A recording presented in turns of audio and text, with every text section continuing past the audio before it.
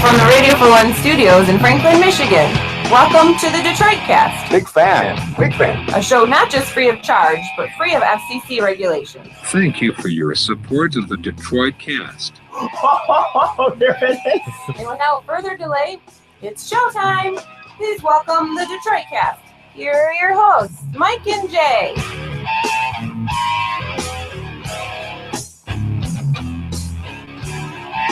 Well. Hello, everybody. Welcome to the Detroit Cast. Are we really at episode 500 today? Hey, episode 500. Welcome. Bit of a milestone. Yeah. How are you, my friend? I'm well. Thank you for having me. Are you really? Are you really well? Are you? Or are you not lying to me? I'm well, I but think you're lying. I'm not real happy. I'm not cheerful today. It's just, I don't know. Like, here we are, mid-January. I guess I can't complain about the weather and the driving because it's been great so far. Yeah. I've been very lucky. I agree. But- I feel the same way, personally. Sweet Pie's bus is a half hour late. Ooh. And then it puts me like squarely into the morning commute, you know? Oh, and so what- on your way over Yeah. here. So it usually takes me 30 to 35 minutes, more 35. Took me an hour and 15 to get here. Oh, So just, I know I'm not saying anything that's surprising to anyone out there. Everybody goes through this, but it's days like this, you wonder, why do we live here? yeah. Why does anyone live here? I know. I've screamed that many times. Why does anybody live here? It's the winter change is of just seasons. Everyone loves the change oh of seasons, fuck right? the change of seasons. Nobody cares about the change of seasons. Here comes the, I do. So. I love actually the do change of too. seasons. I do too, but I just, I know. I like it for a day. Oh, it snowed. Now get rid of it. Oh, the leaves are turning. Gorgeous. Get rid of it. I could take Let's the get back leaves to turning sun. for months. I wish it lasted a month longer. The fall, Yeah. but whatever. so weather's got me down. Like, so the commute was not ideal this it morning. was you're not saying. ideal. You're right. And We're at an odd time, I guess. I think we need some perspective, though, right? Life's Okay. all about perspective. I think that's the key to life, really. Yeah. In my estimation, is just keeping perspective on things. So very first world problem-ish. I understand that. I'm just frustrated. I'm frustrated. It's better than your old job. It is better than my old job. I'm happy to be sitting here in a hoodie with a hat on. With sweatpants on, Yes. talking into a microphone Speaking about with nothing. you two fine gentlemen. About nothing. Holding a left-handed coffee mug with my name on a logo. Okay. Yeah, I'm cool with that. it's better than sitting down and writing briefs for 16 straight hours. Yeah. It is. Reviewing Okay. documents. Yes. Yeah. It is. Well, that's good. So anyway, welcome to the show. Our 500th. Who would have thought we would have gotten here? Wow. 500 down. Yeah, 10 million to go. Seems like 300 was just a fortnight. Dude, you're right. Behind We had the screenshot from the movie 300 as Yeah. our show post. Doesn't that just Kinda. seem like yesterday? Right. I think it got posted on 301, right? Well, yeah. I believe someone was nice enough to send that to us in advance, and Yeah. yeah, it didn't get up till 301. But that's sort of how What are you things gonna do? sometimes work over here. Yeah, we won't point fingers for anyone on that one, but whatever. But yeah, dude, the point being, it seems like that was like a month ago Yeah. that happened, but it must have been a couple hundred episodes ago, which was quite longer than a month ago. Anyway, dare I say a big show today, a lot to get to. I'm hoping the British judge can make an appearance. We'll see if your mood changes or warms up as the day goes. But we might need an appearance from him. Star Wars, sexism, Playboy Mansion, more details coming out on El Chapo. The chap. Yeah, the Golden Globes. But woke up this morning to breaking news that David Bowie passed away. Dude. It's one Yeah. of those guys like you go, huh? Wow, David Bowie can die? You know, Yeah. kind of one of those. Like, I don't know. It just seems like one of these characters out there in the ether. And Yeah, and he's going to get special treatment today. I mean, there are radio stations that are going to go straight Bowie all day. The BBC, I think, is doing something like that. And there's no doubt. As I was thinking about David Bowie, I was like, what do I think of with David Bowie? And he's just kind of, I think, honestly, as terrible as this sounds, the first thing I think of is, oh, yeah, he used to bang Mick Jagger. Like, he did that really, really gay video with Mick Jagger in the 80s, the Dancing in the Streets. or oh whatever. my gosh. Remember that? Yes. It's arguably the worst video in the history of videos. How it did can't those look two gayer. do that? Yeah. I that was don't brutal. know. Have you ever seen it? E? I think I have, yeah. It's brutal. It looks like a parody video. It's so bad. And it's terrible that here's this like rock legend, god-like figure as far as entertainment and music goes. Incredibly creative and genius. Yes. And then he's put in just this cheesy ass video. Yeah. And what I think of immediately is, oh yeah, he was banging Mick Jagger at it for a while there. That's interesting. I think of Labyrinth. I don't know why, but that's one of the things that immediately comes to mind. He was actually a pretty good actor too. One of my favorite things ever was him appearing on Ricky Gervais and Stephen Merchant's show Extras. Not familiar with that show, but Yeah. I heard of it. It was post The Office that they did. And Stephen Merchant, you know who Stephen Merchant is, right? Yeah. The really tall dude. Yep. Who I think he made a guest appearance on The Office, but he was one of the writers with Gervais on that show, started that show. But yeah, we'll play the scene in just a second here, but it's people that listen to the Drew and Mike show will recognize the tune from that because we played it as a drop for quite a while. But anyways, he's dead at the age of 69 after battling cancer secretly. I know. Go ahead. What? 69. Waiting for the other one too. What? Huh? He died at 69.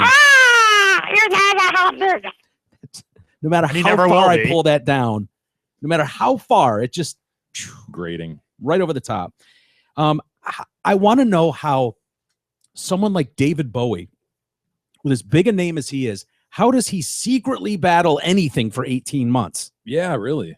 He released an album a week ago. Wow. On his birthday, on his 69th birthday, he dropped a new album, and they said he made it while he was sick as shit. It's incredible.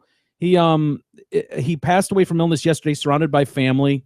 The announcement came on his official website and Facebook page. His son said he was very sorry, but sad to say it's true. His longtime producer, Tony Visconti, suggested that Bowie had reportedly suffered 6 heart attacks, knew for a year that his cancer was incurable, and added that his death was no different from his life, a work of art.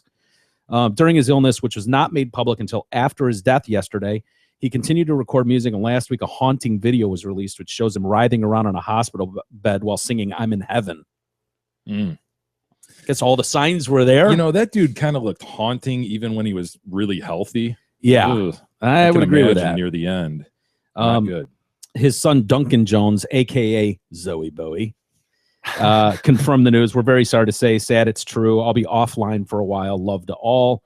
Mr. Visconti wrote, he made Black Star for us. That was the album that he released just a week ago as a parting gift. I knew for a year this was the way it would be. I wasn't, however, prepared for it. He was an extraordinary man, full of love and life. He will always be with us. For now, it's appropriate to cry. And then, of course, all the stars come out and have to tweet about it. Oh, my God, biggest inspiration ever. So you want to see him on Extras? I am a big fan of Gervais. So, which, you know, by the way, when you were talking about shows to watch, this is a show you could check out because it's only like 2 seasons. It's like The British Office, so it's not like you'd be settling down for. See, I didn't think Extras was as good as The Office. It isn't, but I thought it was all right. Yeah, it's all right. Are you playing that on the screeny? I will. Okay.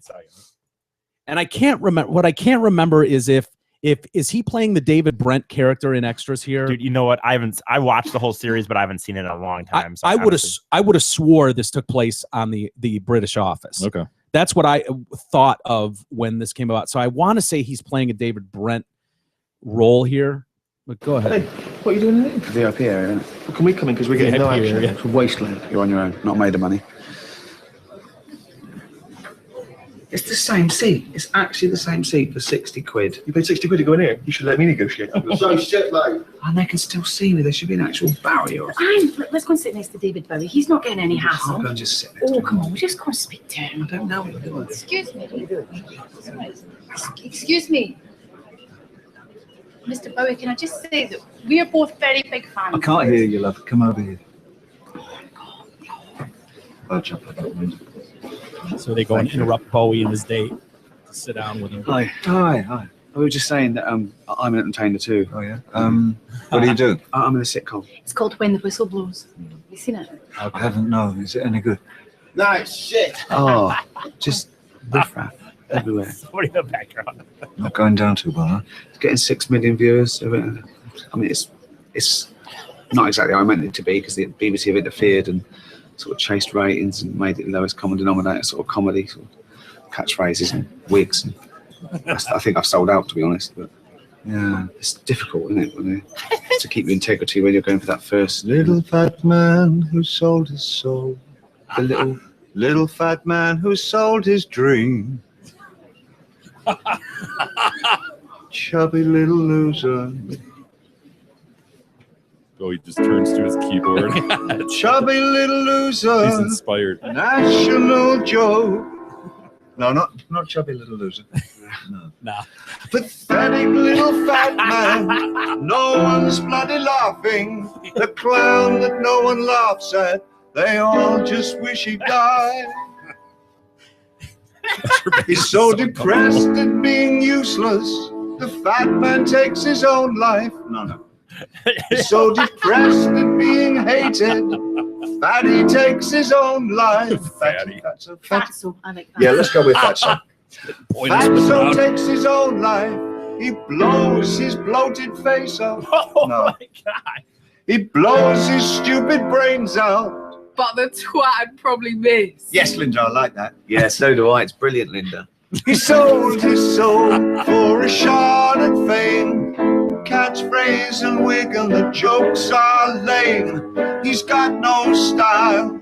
He's got no grace. He's banal and facile. He's a fat waste of space. Yeah. Everybody sing that last line. 1, 2, 3. He's banal and facile. He's a fat waste of space. See his pot nose face. Pot. Again. See his pot nose face. Yeah. Pot. See his pot nose face. Pot. The little fat man with the pop nose face. Pop. Little fat man, pop nose face. Hey, pop. He's a little fat man, nose face. Fuck. Awesome. Isn't that great? Humiliating. Yeah. He just goes to say hello. Gervais is just sitting there tugging on his nose. Is it really pug nosed? Yeah, that is a Well, that's why I was saying, like, dynamite. Do you remember that now from I remember us playing that? Yeah, I do, and that's why I was saying, like, yeah, it wasn't as good as The Office, but just I only mentioned it because he really likes Gervais. I mean, it's only, like I said, it's only like those 2 seasons where Okay. it's like 20 episodes. Or I'll put something. it on the list. Yeah.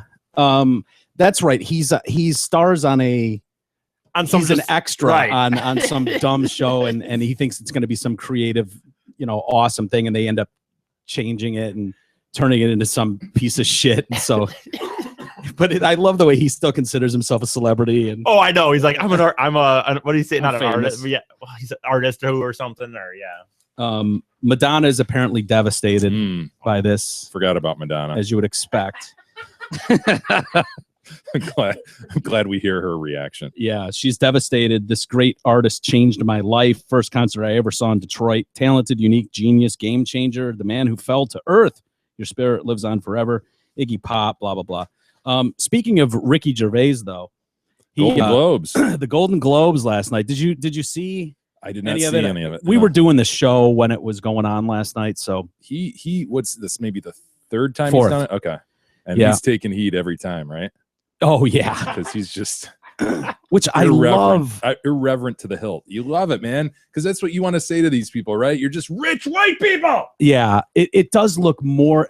It looks more and more obnoxious to me every year. Yeah. And How it's self-serving and everybody's stroking each other, all these yes, out of touch millionaires. yeah, talking about saving the world and thanking people you've never heard of. Just this over How the top important their craft is. Yes, this over the top celebration of how important they are. And it's really awesome to have a guy who's technically on that team. Gervais is loaded and can do anything and just cuts through all that horseshit, doesn't care, and is brutal to these people. Brutal. And he was no different last night. It's funny, he tweeted a picture out just ahead of the event. And Gervais, if you follow him on Twitter, which 10.4 million of you do, he's famous for posting horrific pictures of him in the bathtub, just fat spilling out. Like he's like, his thought process is, if I post the worst pictures of me, then they can't snap a picture of me walking through Times Square and go, oh my God, look at him. Has he got another fat roll? So he's Right. like, fuck it. I just post all these Yeah. gross pictures myself. And then He's a little fat cares? man with a pug-nosed face. yeah, which I can respect. But he said he tweeted this picture of him looking just disheveled as shit. He says, better get dressed and offend some humorless cunts, I suppose. Yo, you cunt! So yeah, should we watch his intro? Yeah, Yeah. I think we should, with a bit of reservation here, wondering whether we'll still be Yeah, on our YouTube feed. yeah. I imagine NBC could have a problem with him, but fuck them. So share this or what? I mean, I guess it doesn't matter. Audio It doesn't matter. enough. so, Yeah, audio's enough. I might as well share it. But It is great. I will say. Bye-bye, that. everyone. Shut up, you disgusting pill-popping sexual deviant scum. I want to do this monologue and then go into hiding, okay? Not even Sean Penn will find me. It's got a beer. Snitch. Hello and welcome to the 73rd Annual Golden Globe Awards, live from the Beverly Hilton Hotel. With all these rich, beautiful celebrities having the time of their lives.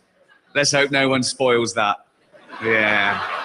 Relax, I'm going to try and be nice. You're global megastars with amazing talent, most of you. A few of you just married well. You know who you are. we all do. We all do. We're live on NBC, and it's right that NBC hosts this award show because they're the only network who are truly fair and impartial. And that's because they're the only network with 0 nominations. So that's true, by the way. nothing in it for them tonight. They don't care who, they don't care, obviously. Nice to himself. But as I say, I'm going to be nice tonight. I've changed. Not as much as Bruce Jenner, obviously. Now Caitlyn Jenner, of course. What a year she's had. She became a role model for trans people everywhere, showing great bravery in breaking down barriers and destroying stereotypes. She didn't do a lot for women drivers, but That's balls to go after that joke in that room. you can't have everything, can you? Not at the same time. Anyway, so I am going to be nice tonight, and I'll tell you why. The president of the Hollywood Foreign Press just told me that if I say anything offensive or crass or resort to innuendo, he is going to come out here and personally pull me off. So that's an offer I couldn't refuse. Yes, that is the level.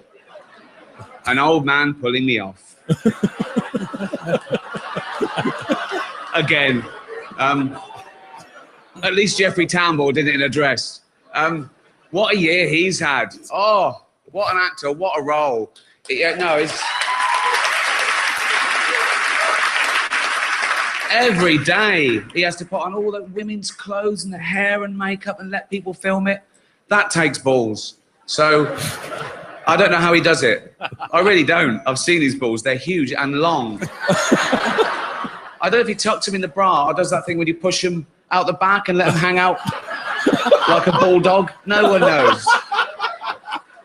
No way. I love Jeffrey Tambor. I don't know if that's because he's such a great actor or because he reminds me of my nan. One Hollywood publication said that me hosting would mean that some film stars would stay away for fear of being made fun of. As if film stars would stay away from the chance of winning a Golden Globe, particularly if their film company has already paid for it.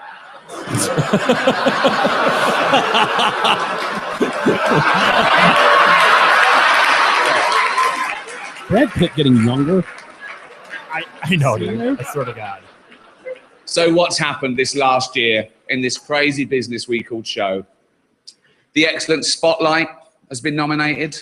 Yeah.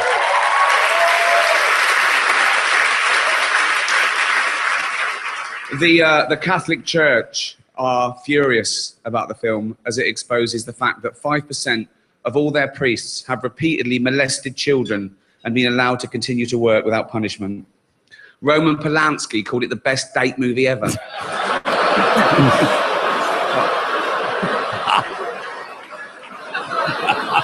People don't know if they should laugh. Jennifer Lawrence made the news when she demanded equal pay for women in Hollywood, and she received, overwhelming support from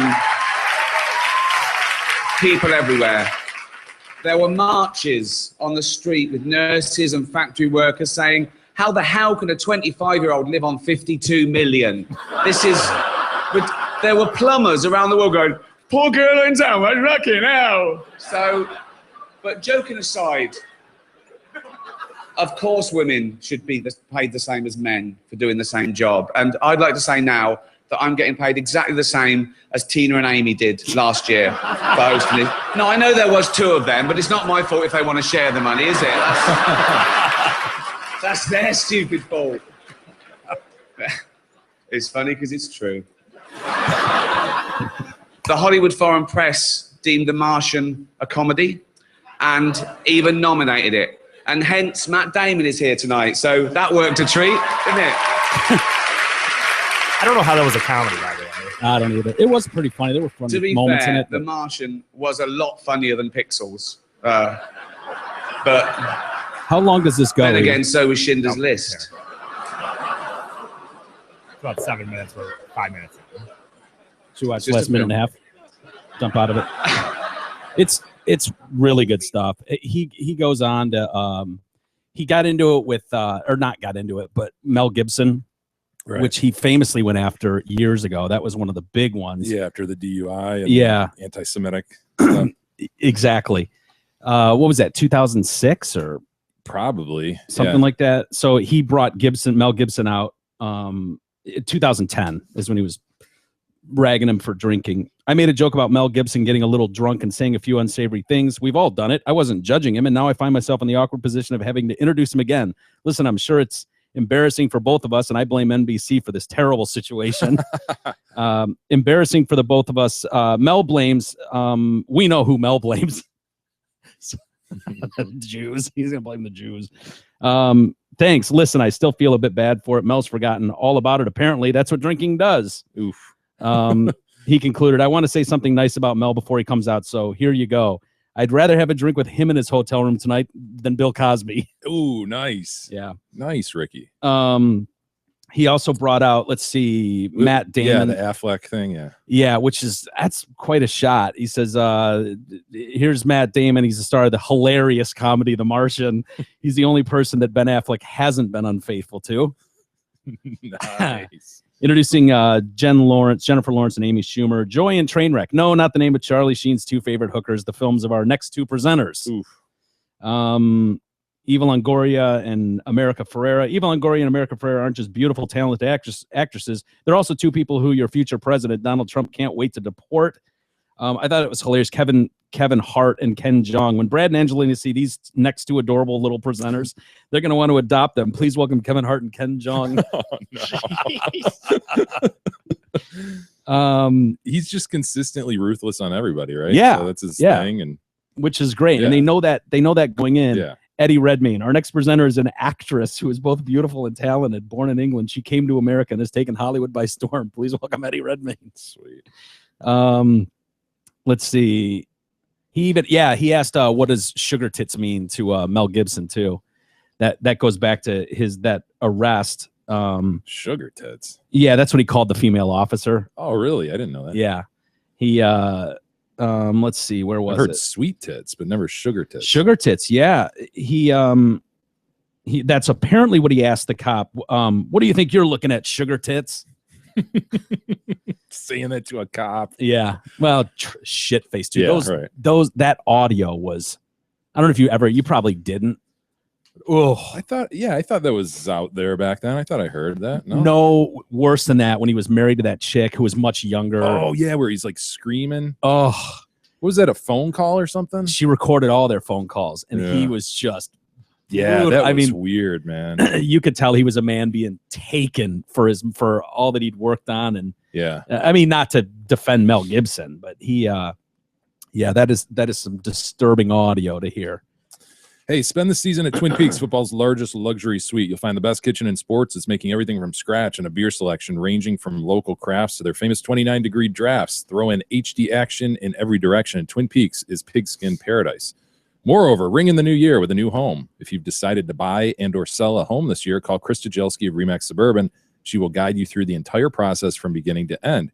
And when you close a deal with Krista, she will treat you and your family to a meal at the restaurant of your choice. Check out Krista's website at KristaSellsHouses.com or call her anytime at 586-918-0900. Do you care about who won any of these things? Not at all. Not at all. No. Or the movies? Do you care like, oh, these movies are being respected at least? Yeah, throw out some of the winners, I guess, for that purpose, just because this is like a precursor to the Oscars, right? Yeah. And that really matters. So yeah. Yeah, it does. But no, that one, what's the one about the priest? You saw it? Yeah, Spotlight. Yeah, that's the big one, right? That's one of the big ones. The Revenant is getting great reviews. Oh, yeah, I with really Leo. want to see that. That looks Yeah. good. Yeah, I hear amazing things about that movie. That's really hard to watch. It's just a great movie. I really want to see Hateful Eight. I can't stand Quentin Tarantino right now, but the Hateful Eight, I mean, you can't deny that his movies are highly entertaining. Yeah, what did he do recently? Come out and speak out against cops? Yeah, he did, Yeah. calling them Murder cops. And, So there's like half the country that's like, fuck that guy. But I just from a movie sure. perspective, I want to see that. So that did what The Martian, which was great. I saw The Martian, won for best comedy, which is weird. I don't know. Yeah, I thought why he was that- kidding when he said that, but that was really that's why he category. said that. Like I know you said it had a few funny moments, but every movie like that tends to have those little. But Sure. Is that like just the studio comedy. trying to fit it into a winning category? Like, Maybe. we know it can't beat X, Y, or Z, so we're gonna. That's Come on, guys! It's a comedy. That's exactly what I was thinking. Like, why would they put it in the comedy category? Maybe because it could dominate in a category like that. Whereas if it's going up against The Revenant for Best Picture, I don't know. But they did. DiCaprio won for The Revenant as far as Best Actor, though, which he's never won an Oscar. Really? Yeah, of all people. So everybody across the board thinks this is the first step to him finally getting that Oscar. Stallone won. Even in his great role as Jack in Titanic. I love the movie, but that doesn't mean I liked him Far singing the song. Wherever you are. Really? I'm not singing Celine Dion's song, but I don't know. It was a good movie. I don't know that he should have got an Oscar. You can't for stop watching it, can you? Every time you see it on, you gotta watch it. Up until I like it up until the boat crashes, and then after What? That's the best part. He likes it up until the boat crash. Oh, that's when the love story right? kind of. I just like the start about the part about the Titanic. I guess It and then- depresses him to see the two lovers part. That's the best part, though, dude. The boat crashes. Yeah, Come do on, you man. like when the boat's Then crashing? people No, start about- falling down. You know what? and, About when? No, you know when I stopped watching is when. like when that thing lulls and the people When it just starts start listing? listing and the people start whipping down, Yeah, hitting the after about that, propellers. I and Yeah. stuff. Oh, that's good stuff. I don't know. I watched the whole movie. I've seen it several times. I don't know. It's a long one. I know. It is. Standing O for Sylvester Stallone Really? for Creed. Yeah, he What? hasn't been there since 1977. And there's good reason why, right? Right. But a lot of people, well, you know how Hollywood is, so they're recognizing him now for all his great work. I didn't see Creed. It was good. What's the great Yeah. work since 1977? Honestly, I know he's very well known. Well, Rambo. Rambo, Right, and but that's great work. I don't know. I Like, know. if this is about artistry, if this is about the craft, Mike, Mhm. does that really fit in great craft work? You wouldn't Rambo? think, but he's been around. Rambo a 1, ton. 2, or 3, or First Blood, right? First Blood, then yeah. Rambo, then Rambo 3. Yeah. Yeah. And then you've got all the Rocky movies. yeah. But that's It just like waters one. all that- Yeah. waters all Rocky that crap 4 was down. badass. Rocky 4 was badass. I must break you. I must break you. Ivan Drago. Dude, I tuned that in the other day. I don't have cable, but I have this thing called a sling box. Yes. Which is Familiar with nice. that. And it's working well. I threw it up on the TV the other day. I go, guys, Rocky 4. Ugh. And I put it up, and it didn't hold. Yeah, Yeah, I'm not shocked at that. The boxing is absurd in those movies. Yeah, the boys were like, can we just watch something else? Anything else? I'm looking through Cliffhanger. I don't No, even. he hasn't No, done I know. dick Yeah, I'm since looking. The the original Rocky. Expendables. Wasn't And he he in the did- he Expendables? did Yeah, write but that's a Rocky, right? voice. Yeah. Yeah, so give him props for that. Well, even that isn't that whole story though of whether he took that from some guy or Oh, something. yeah, there was question about that. Yeah. like somebody. Wait, that was a cartoon, The Expendables that he was in? Yeah, that Am I was like thinking a- of a different movie then? I might be thinking of what's the one with all the with like Arnold. And I That's thought stuff. it, that but it's was the it. Expendables. But Expendables is like a animation movie. Like he did a voice for it. I'm sure of. Oh, no, okay. it's not. Yeah, I Shit. thought Yeah. it was a real. What was Yeah. I thinking of? I guess I was thinking of something else. I don't know what I was thinking, but you're Bruce right. Willis and Yeah, it had all these. No, like, you're right. no, I honestly like. Is there anything that he's done that's really like highly respected since Rocky? No, as far as like critically acclaimed, Yeah. absolutely not. I mean, outside of the Italian Stallion, which was some of his finest cinematic work. Oh, My I'm opinion. forgetting Victory. We've talked about Victory, the soccer movie.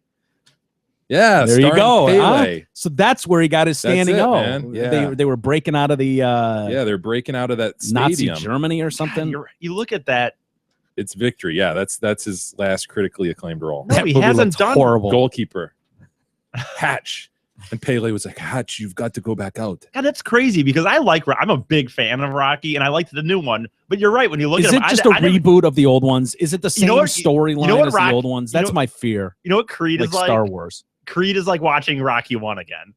Yeah. That's a problem. I did like it, but I liked but Rocky 1 was awesome. So I mean, you But know, already but did you that. saw with Rocky One. I know. And I understand for a younger generation. It's the one It's thing a I've cool- never understood about like some of the Spider-Man and Batman when they keep rebooting these every 10 years and they tell the original story. Yeah. It's like there are mountains of material with these characters. Why do we have to go back? Can't we just all assume that everybody knows that Peter Parker was The origin bit story. by yeah? Do we really need to tell that origin story again and reset it? It Yeah. just seems ridiculous to me. They do that with Batman. They've done it with Spider-Man. A lot of those. Superman did that too. Hollywood has no imagination, that's for sure. Yeah. Well, I will say, yeah, with Creed, I think it was a cool concept that he was training Apollo Creed's kid. But you are right. Other than that twist, the story is Rocky 1. I mean, 100%. Yeah. The Hateful Eight won for best score, which doesn't surprise me. I love the scores that Quentin Tarantino puts in his movies. Mhm. Aren't they just great? Mm-hmm. Now, this was an original score by some Italian composer who won his first, Golden Globe for a score, and I haven't seen it yet. But anyway, interesting to watch. I love Ricky Gervais, so it's fun to see him go up there. Yeah, he's great. The other thing they pointed out was how obscene the language was from everybody involved. Like everybody that won, there were constant dumping out. Really? They were on a 7-second delay, so they were constantly dumping people for going up there and saying fuck or cunt, which seems You cunt! seems weird. It started right out of the gate too. Jonah Hill came on with Channing Tatum Yeah, as a bear or whatever. as a bear from The Revenant, and I don't know if they were drunk. He had to have been, but he's wearing this dumb bear mask and goes up there and Channing looked a little. I don't know if he was, but he looked a little out of it to me. But I thought Jonah did. But he blasts out with the F word a couple times. Amy Schumer said cunt. Jamie Alexander, she said shit. I don't know. To me, this seems so out of place in something like this. Not to be a prude or anything, but you have 20 seconds on a microphone. Mhm. You can't go 20 seconds without feeling the need to say fuck because nobody at home is going to hear that. And what happens to me, it's like, okay, if you're going to do that, then put it on a 30-second delay and have someone go through and insert a beep there so you don't miss 8 seconds of what's being said. Yeah. While they just go off and then they come back and the room's laughing about something. You have no idea what was said. It's because all they can do, they don't have the ability to take individual words out. So they just go, someone says, Dump. yeah, go fuck yourself. They hit dump and it backs up 7 seconds and blacks out everything that was said. Is it as simple as they want to be talked about the next day? Or It has to be. But, seeing Channing Tatum and Jonah Hill up there, and then they're showing the crowd and they're showing what's her name? I actually thought that was my TV. I was watching. I didn't watch much of it, but I watched. And I actually want just because it happened like twice during his talk, and I didn't realize that's what it was. Oh yeah, it's them dumping out of the audio. But they showed Jane Fonda in the crowd with I don't know, some corpse, and she's sitting there with Oh this my God. corpse, and these people were absolutely horrified. Dude, They're just like, that's showing the- Jane Fonda. How does she get in that crowd at this point? Like what? well, she was in that comedy last year with Jason Bateman. She still does. dude. some That stuff, but- dude. I don't know who that dude was. I'm glad you mentioned that because that dude who was sitting next to her, dude, he looked like he corpse? was dead. I know. Mike is not exaggerating. I swear to God, this guy looked like he was dead. And he was horrified. Like he's probably an old Hollywood guy Yeah. who remembers the class and the prestige that came with Hollywood. Yeah. And here's this knucklehead up on stage with a bear mask on going, fucking honey is blah, blah, blah. Why I remember David Nevin standing up there and presenting the Oscars. When wearing a tux meant something. Yeah. I always think it's funny though when they remember like the guys or whoever you could mention, dude, as if As like a lifetime achievement or something, well, no, but or when in, you're saying, in when you're saying remembrance because they died this year. no, I'm saying these guys when you say like I remember back when it was classy and it's like, dude, but you mean back when they were smoking on stage and everyone was hammered and getting coke in the back and fucking everybody shut the fuck up, like how much gentlemen they were in the back in the day. Yeah. I'll give me a break, dude. I just always think that's so funny. I still think that's more gentlemanly than going up on stage and being crashed. You're not going to criticize someone for enjoying a smoke from now time to time, Christ, are you? I don't care personally. I'm just saying. I think These people need to know their place. There's a time and a place to be inappropriate. Okay. It's when you're having a pipe with a gentleman backstage. fine. You're You right. can go off a little bit off color, if you will. That's right. Not on the presenting stage. Sorry. Jesus You're right. Christ, you shouldn't have to explain this to you. I know. I'm a young idiot, I guess. So yeah, so this guy's just horrified looking at Jonah Hill going, I'm a bear and honey is fucking delicious. There's some studio heads I wouldn't mind taking a swipe at later tonight, but don't get mad because don't forget I'm a bear. I don't fucking care. Wow, that's good stuff. Yeah. He really that's a quote. That's so a quote. edgy. Yeah. Mm. Right. Because I think you're right. They want the moment that we're giving them right now Mhm. to be talked about. I don't know if this is the way they want to be talked about, but to me, there's nothing edgy about that. There's nothing Yeah. like it's funny and it's when it's off the cuff. When that stuff just happens and you can tell someone slipped up, like you've done with the F word. It's a process. it's a journey that you're on. Please don't kick Stan. So help me. it's fun to make light of that when it happens, when you know it's inadvertent. Yeah. What is she wearing? I don't know, some ruffles. God, she looks like a clown, man. But look at this dude. Back it up and let's play a little bit of this and then watch his reaction. The corpse. Yeah, him F-bombing already has over 61,000 YouTube. I don't know where I can back because I don't have any audio preview. Go ahead. Yeah, he gave it to the lead actor, and the supporting actor sits there in the background. Fuck it, you know what? I guess he fought himself in that scene. Anyway, Sharon. Okay, for the best supporting actress in the motion picture, the nominees are Bear, Jane Fonda for you. Look at him, dude.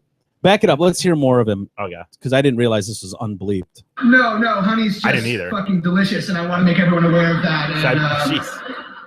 so thank you all for your time, and yeah, he gave it to the lead actor and the supporting actor. Yeah. Anyway. Sorry, dude. I wasn't able to pre-listen to that. Obviously, so if I'd known it was unedited, I would have said something. They're blaming. Some people are blaming the sponsor, which was a champagne, and so they said they served like 7,500 glasses. Yeah, and which happens at the Globes. We've seen people get hammered Harrison at the Globes. Ford, right? That's the Golden Globes. So anyway, entertaining, but I think they're it sucks. I don't want them to think they fooled me into knowing what they're doing. Like I appreciate it when a slip up happens. Oh, right. But just going up there and just like, I'm gonna say cunt on TV. Yeah. It's like, oh wow, that's real edgy. You cunt! Anyway. Well, you know what? I would say that I didn't see Amy Poehler's version. Amy Poehler, you said it right? Amy Schumer. Amy Schumer.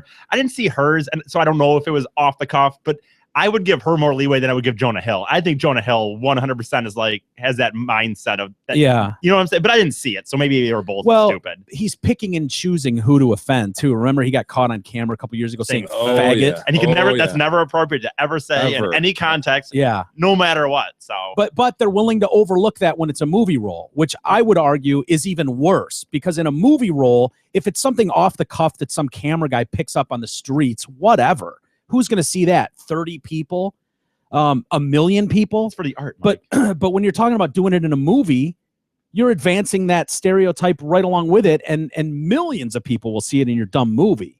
Right. So I don't give him off the hook for that. If you're going to be a pussy and go like, oh my god, I don't know what came over me. I feel awful. I've got gay friends. And then he goes on the apology That was tour awesome. for a year. Yeah, he did do a huge tour. I mean, Crying on Fallon. yes, crying on those because he was so offended at what he said. Really? Was it? I don't know. Did it? Seems out of place. It's me, Big E, the number one floor mopper at Zotford and Holly. Did I just squeak? The Zotford is much closer than you think. Located on I-75 and exit 98, just 10 minutes off from Great Lakes Crossing Mall. Stop in and mention Big E. Hopes to get laid more in 2016 than 2015 while taking delivery of your new used car, truck, or SUV. And Zotford will give you a free autographed T-shirt, year-end shirt. Supplies are limited, and this offer won't last long. So check out their massive inventory and breathtaking deals at Zotford.com. Lifeless eyes, black eyes like a doll's eyes. SZOTT. Like a doll's eyes. Hey, we got to tell you about our buddy David Helm. This segment's brought to you by Helm Law. Helm Law is a full-service law firm built on the model of providing the best legal service to its clients throughout Michigan. It represents clients in a wide range of cases, including family law and divorce, civil litigation, estate planning, and criminal defense. So whether you're leaving your children in a car or your spouse is refusing to put out, call Helm Law at 248-679-8804 or go online at helmlawpc.com.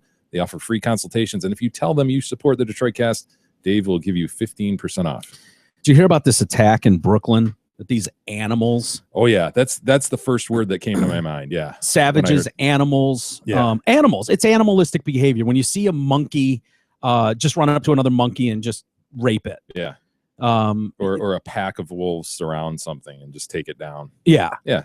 Animals. Gang rape. Gang rape. I can't. It's not. It was 2 years ago, I think. I don't know. It doesn't hold the same weight it did. 4 teenagers have been taken into police custody in connection with an alleged group rape of an 18-year-old woman. I'd say child, but woman they'll call her, at a Brooklyn playground. 2 teens actually surrendered and a couple were apprehended. There's including a 14-year-old, a 17-year-old, and 2 15-year-olds. A 5th suspect is still being sought. New York City Mayor Bill de Blasio said that he was disgusted and deeply saddened and that every possible step would be taken to find the suspects. The woman, she's in the park with her dad at 9 o'clock at night. And these animals come up to her, and one of them puts a gun in her face or to the dad's face and says, "Get the fuck out of here." And so he does. He leaves, and then they just take turns raping this girl. Yeah. Imagine that. Gosh. As a father, having to like walk away from that. I mean, what do? What are your choices? I mean, seriously. Right. You could both be killed at that moment. Yeah. It's. I mean, yeah. you almost have to walk away and like go get help or something, but that would be a really, really difficult. A lot of people are judging him. Yeah. Like, how could you walk away from your dad? Like, everybody's a hero in that moment. Don't you know, struggle online for the gun. Don't you try? I don't know, man. But you'd be beaten down by 5 Yeah, guys. I know. You just would. And then there's she'd be raped anyway and maybe killed. Who knows? Yeah. But there's a ton of internet tough guys Yeah. who are like, if that was my daughter, they would wish they attack someone else because I'd kill him myself and shove that gun up there. Like, it's real easy to be a tough guy. But if you were in that position as a father, you might just very well be thinking like, okay, they're giving me an opportunity to walk away right now. At least I can try to get some help. Yeah. Otherwise, what happens? They shoot me in the head and then they gang rape her and maybe shoot her. But yeah, that'd be a tough decision. Sickening. That is sickening. Yeah. So anyway, she was taken to the hospital and treated and released. Former police captain Eric Adams said they have enough time to do that and leave the scene. That's a substantial amount of time. So people were taking into question, like, wait a minute, this guy goes and calls the cops or gets a cop, and 4 dudes had time to rape this chick. 5 had time to rape her and leave the scene. Like, how long does it take for the police to get there? And well, how many orifices are they using? I hate to be crass. Oh, I hate to be crass. I hadn't even thought about double that. or triple up. Wow. And then you're talking about a lot less time. Well, if we're talking about how much time, I think you have to bring that up. Yeah. Are we talking about 7.5 minutes each? Or are we talking about 3 going at 7.5 minutes? Yeah. 2 more go at 7.5 minutes. I don't mean to make light of it. No, I know. It's nasty. It's disgusting. It's awful. Yeah. But I think that's a question that has to be asked. That is a fair question. I'm not even going to go there, but the idea of going in after your Big E buddy. Oh, yeah. You know what I mean? Like, no, this whole, yes. Ugh. I mean, I'm not trying to say like, oh, if you were first in, that's better. You know what I mean? Like, I'm not saying that at all. Yeah, this whole sharing chicks thing has always perplexed me. Like, oh, dude, seriously, like E blows in a chick, and then the next thing you're gonna do is like stick it right in there with E's blow. Yeah. No, thank you. Yeah. I don't think the guys that are about to gang rape a young chick like this are really that concerned with some of this. I think once you go in, you're going with a group of guys that you're probably just comfortable with the situation. Well, I don't know how. But I'm just saying you can't. It seems You brought it shocking on to me that in that moment, 5 guys could get wood together to carry an attack out like that. Like, that's always again, not to make light of it, but I'm just trying to think of the whole situation. You're like, wait a minute, how would, like, I can't imagine the 3 of us, Kadog and McCard, being together and all being like, all right, it's my turn. Let me get warmed up real quick. And everybody's on the same page of this. Like, yeah, wow, man. Do you discuss that first? Who's going in first? Yeah. Like, how does that even go down? Or is it absolutely animalistic to where it's like, there's a victim and you just run up and stick it somewhere? Yeah, it's crazy. So people in the neighborhood are bitching like, oh, the lampposts don't even work. What do you expect to happen? It's dark out here. Well, I expect that 5 animals in your neighborhood aren't going to rape an innocent woman walking along the park with her dad. That I'm expecting, and I think that's the least people should be able to expect out of their neighborhood. I don't think you blame lampposts being out for like, whoa, what did you expect was going to happen? Obviously, Right. you turn off the lights, you're just inviting rapists. Right. Really? Really? Is that where we are in certain neighborhoods where that's just expected because the lampposts don't work? Give me a break. NYPD has come out to say, hey, don't blame our response time. Because people were like, we need to listen to this 911 call and see what took so long, as if there was some conspiracy to let these guys finish the act and then we'll get over there afterwards. Oh, rape, you say? Gang rape? Oh, yeah, we'll be right there. Exactly. That's Give these guys the time necessary. Good. What do you think, guys? 7.5, 8 minutes each? 7.5, yeah, 7.5 to 8. So in about 40 minutes, we head over there, and they should be gone by then. Deal? And break. No, what they're saying is this guy flagged down a cop, so there is no 911 call. That he flagged down a cop, and then they went to the scene and were, meanwhile, ambulances are coming. Did they say? They haven't said, but how long did it take from him to leave that scene to go find a cop and actually find one and then bring him back? Right. Like that all comes into play. So why he didn't, I don't know, maybe he didn't have a cell phone on him. Who knows? But yeah, it's crazy. Oh, it's so brutal and gross. Yeah. Okay. But to tie it up, so remember, if you are a young, attractive female teacher who's eager to brighten her students' future, or if you've been injured at the Fady Manor and are looking to cash in, call Helm Law at 248-679-8804 or go online at helmlawpc.com to set up your free consultation. Tell them you support the Detroit Cast and you'll get 15% off. I need an attorney, and I need one now. Haven't heard that in a while. Is that one where when that call comes into the law offices of David Helm, where he's like, I read about that. You guys are calling me? Shit. Yeah. Boy, what's our defense gonna Everybody be? deserves a defense, Mike. No, I understand that, but I would think that would make your job really Tough hard one to to like take, go huh? in there and what do you say to a jury? Like, listen, well, the street lamps. I mean, what do you want a guy to do? He's with his buddies. The street lamps are out, and there's fresh meat. I mean, does the boys will be boys defense hold any weight with juries nowadays? I would say Can you go in and go? probably not. Probably not. Can you go in there and say, ladies and gentlemen of this jury, I want to make clear the response time was inexcusable. The lampposts, as we all know in this neighborhood, were out. How do you expect the rape not to happen? Now, how can they control themselves with this When you situation? couple that with boys will be boys, I think the answer is clear. Why are we even having a trial here? Like, what kind of defense do you put up for them? Jay, did you ever make Identity. Did you ever make any statement? Identity? You then Go the like hands? that? No, I've never done that. That would be the number one thing I'd want to do. Little sweeperoo with the yeah, hands. it's just like make some big statement and just go, and then sit down. No, I don't know what you do. I guess you challenge identity, and then they bring up DNA, and you go, okay, yeah. Well, his friends made him do it. No, what you do is you roll on the other ones. You know. And I then want to you know. do less time. Hopefully. Maybe Helm can send us an email. Like, how would you handle that? What would the plan of attack be going in for something? What are you looking for? Just to get them off? Plea deal? Probably, if they've got DNA. I mean, if they're 15, I don't know how. I know with murder, you're charged as an adult. That doesn't but I don't know how rape is, gang rape. I don't know what that It's does. just If it's- sickening, man. Because, dude, when you think about it, if they're charged as kids, They're all like 15, 17, 16, that 17, range? yeah. Oh, I mean, they could technically go to juvie till they're 21. that's infuriating. Yeah. So I don't know. I'd love to know what the, I imagine you do lean on that. Oh, they're young. They've gotten no advantages in life. They don't. The opposite of the affluenza defense, but sort of a wrinkle on that. Yeah. They don't know right from wrong. Why couldn't you? Precedent has been set Yeah. for that. As we know with affluenza, why couldn't you do a reversed affluenza? They've got no Nobody no telling them, parental No moral units. compass. Yeah. So to them, Plus, it's the just, streetlights were out. How could you? I rest my case. El Chapo's deal. That little. Chap. I love El Chapo. I really do. I know that sounds terrible, but I do.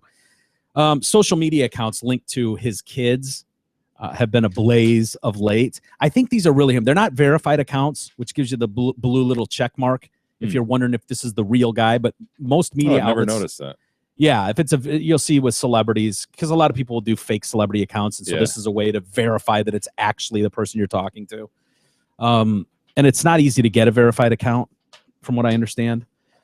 But anyway, so they're not verified, but most media outlets believe these are actually his kids.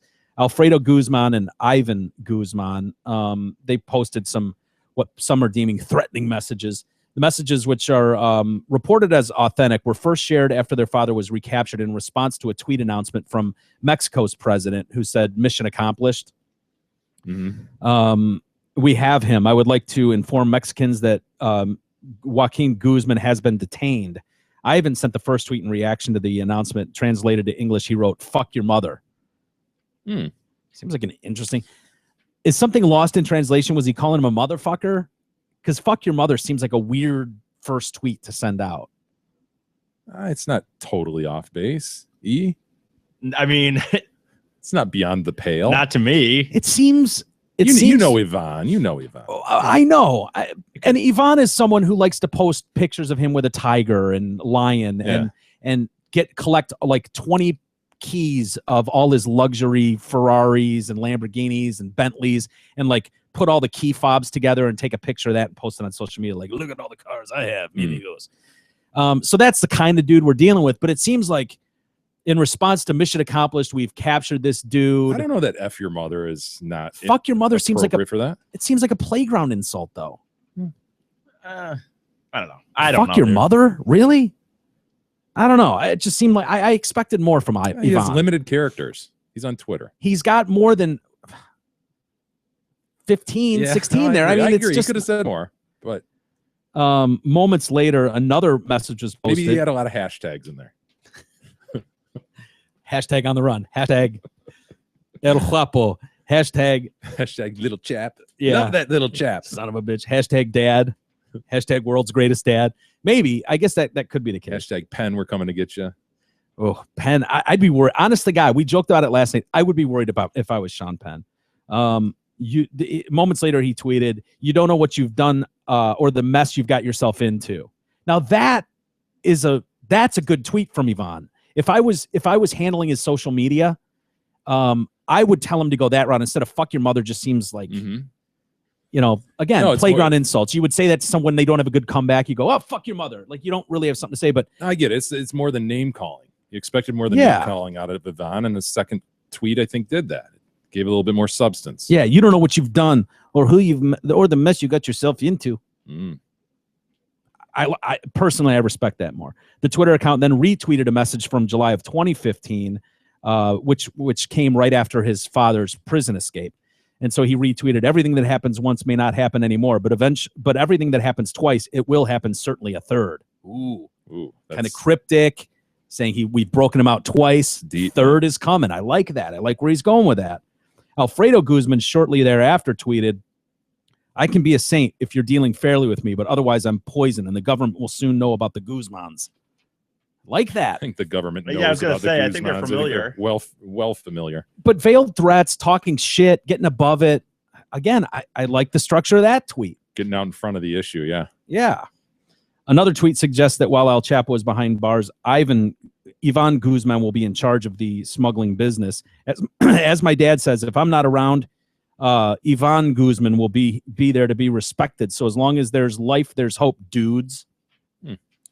So he wants to let the shareholders know that don't worry. Everything's good. Everything's good. We got this shit. I like that too. I think that's a good business move, right? Letting them know that, there's been some issues at the top, but it's a hiccup. It's a bump in the road. Yeah. We got this. We got this shit, dudes. We had a contingency plan. And it's gone into effect, Mexico has notified El Chapo that he is wanted in the U.S. To formally begin extradition proceedings against him. Guzman was informed by Interpol agents at the max security prison he's being held at. That process may be lengthy, however. His lawyers for El Chapo have already filed 6 separate injunctions challenging requests to ship his ass to America. The extradition process could be drawn out over a period of months. Yeah. That's Mexico's rule of law. It's strong rule of law. It takes effect. We'll see how this comes out. I don't blame him. I think if he's going to have any chance of getting back out there and becoming CEO again, he's got to stay in Mexico. Yeah. If he goes to Colorado, it's game over, right? Yeah. I mean, unless What's that place called again? Is it where like Unabomber sits and stuff like that? Yeah, exactly. There's a few of those guys that are in those places. But unless they come in and literally break him out, blow up and take out 100,000 people, right, and try to break him out that way, it's just not going to happen. So I don't know. Is it just Supermax prison? Is that what you're talking it's about? they say the most secure prison in the country, in the world. What's the name of it? It's in Colorado. It's the Supermax. That's what I said. Is it just called Supermax? Or is there Maybe. a name I thought there was another name for it too, but it's all right. Rocky Mountain High Supermax or something. Mile High Supermax. I don't know, dude. Yeah. Not that it matters. Anyway, images are coming out now of the battle that took place to capture this dude. 5 of his of El Chapo's cartel henchmen were killed. They were shot dead by the Marines. 6 were arrested, and El Chapo made it out. Yeah, the little Chapo like ducked down a sewer or something. Yeah, God, that little Chapo with El Charro, his one of his Charro and El Chapo. Yeah, El Cholo. Excuse me, El Cholo. It's weird. The locals there are can't believe it's kind of like Bin Laden, where they're like, "What? That son of a bitch was living here." So it's this tiny little beach town in Mexico, and they're just like, they had no idea that he was there until this gun battle. The locals, a vast arsenal of weapons was seized, including rocket launchers, rifles, semi-automatics, grenades, armored vehicles. Only one Marine was hurt, but it's not life-threatening. They said the meeting with Sean Penn in October led to his eventual capture. That's according to the Mexican official. Oh, Spicoli. Dude. He's in trouble. The LA Times reported that it was in fact a neighbor in Los Mochis, Mochis, M-O-C-H-I-S. Mochis? Sure. All right, we'll go with Mochis, who alerted the authorities to the Kingpin's location. That son of a bitch. What are you doing? Yeah, how do you get involved in that? Even as like the president, you got to be scared shitless. Yeah, I wouldn't want to be the one that ratted out, unless he wants the $5 million. I guess if he wants the $5 million reward, that could be game changing. But dark, secure corner of the planet to reside in after that. Couldn't you just go? I think it'd be better to go knock on his door. Just be like, "Excuse me, senor Chapo. I know there's like $5 million I could get if I turn you in. How about you give me 10 and we forget about this meeting?" Like, you put a bullet in your head, man. I mean, I think that's the way you play that. No, you go knock on the door. Go get off my porch. Excuse me, henchman. Excuse me. I need to see the king. Henchman. And then you just make your way back to him. You have a nice sit down. Maybe you have a beer, some tea, and you say, "Listen, these are our options, Chapo. I can report your ass. Laying it all out here. Yeah, these are my cards. I know what your cards are. I'm going to collect the $5 million unless you make me an offer I can't refuse." And then see where that goes. Yeah, I'll tell you where it goes. Bullet in the head. You don't know that. You didn't give him the chance, Jay. He seems like a reasonable gentleman, and you didn't give him that chance. So now it could be your ass. I think you got to give Chapo a chance. Local said there was no sign that this gangster would be living here until a month or so ago, when this innocent property, once owned by a couple brothers who ran a church, said all of a sudden this just hive of activity took place. Intensive renovations transformed the house, which is just yards from a school. They said windows and glass doors with horizontal grating were installed. New walls advanced right to the sidewalk. The new owners also installed surveillance cameras, but no one appeared to live there until Thursday evening when a large black pickup truck appeared in front of the home. El Chapo with his most trusted hitman, El Cholo, they were caught by federales as they tried to flee north and steal a car. And then they take him to a sex hotel. Yeah. So I don't know if they banged any chicks while they were there with El Chapo. But if you look at those pictures, he's in a sex hotel. That's where those initial pictures are being taken. Oh, yeah. There's like a poster in the background from him or something. Like, he's sitting on a bed with satin sheets or something. Yeah, but there's some skank and a poster in the background. That did hit me as curious. I'm like, where is this dude? It's a room that costs $16.72 for 6 hours. Hot. Yeah. How gross is that room? You do that. Come on. No. What did you say? 16 for what? $16.72 for 6 hours. I think that's a bargain, eh? No. It's not a bad deal. 6 hours for $16. I would. What does that come out to a month if you wanted to just rent the joint for a month? I mean, 6, 12, 8. So times that by 4. So that's 6 times 4, 64. $64 a day. That's not really that good.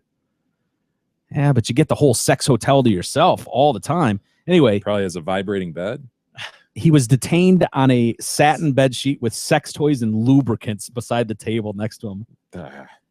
The military were led to his hideout after he met Sean Penn. They intercepted electronic communications between Penn and Chapo, and the military net was closed with that. It led to an aborted raid, by the way. They knew this communication was going on. They had planned a raid, and they're like, fuck, there's 2 girls, probably met Sean Penn and the Mexican actress. So there's 2 girls and a child there. And so they held off on this raid while shithead was getting his interview. But yeah, it was. You imagine if the story was they raid this thing and Sean Penn is with him? That would have been so bizarre. I mean, it's bizarre enough that he did that story, but if he were actually caught up in the raid. Yeah, they've detained him. They also detained Sean Penn. They're unsure what Mr. Penn's involvement has been. That is crazy. That is absolutely crazy. And I wonder if they'll blame him in the end, like Sean Penn's communications if the cartel will, I'd be. Well, that's the biggest thing, frightened. right? To Yeah. me, I can't believe people. Maybe people are mentioning that. I don't know how that's not a bigger deal. Yeah, all the talk I heard this morning was more like, should Sean Penn be arrested because he somehow aided this guy? It's like, well, the dude just met with him and interviewed him. Yeah, it's not like he aided him anyway. But I've heard a lot of people say that too. I haven't heard anybody say that he's in danger. But I feel like I would. That's the first thing I thought when I read that. Like, oh, dude, the last thing Spicoli wanted was for this guy to get caught anytime soon. Yeah, for all this to go down. What do you think about that? Because I've heard a lot of people say that too. He should be arrested and detained for aiding and abetting a known felon like El Chapo, the most wanted man in the world.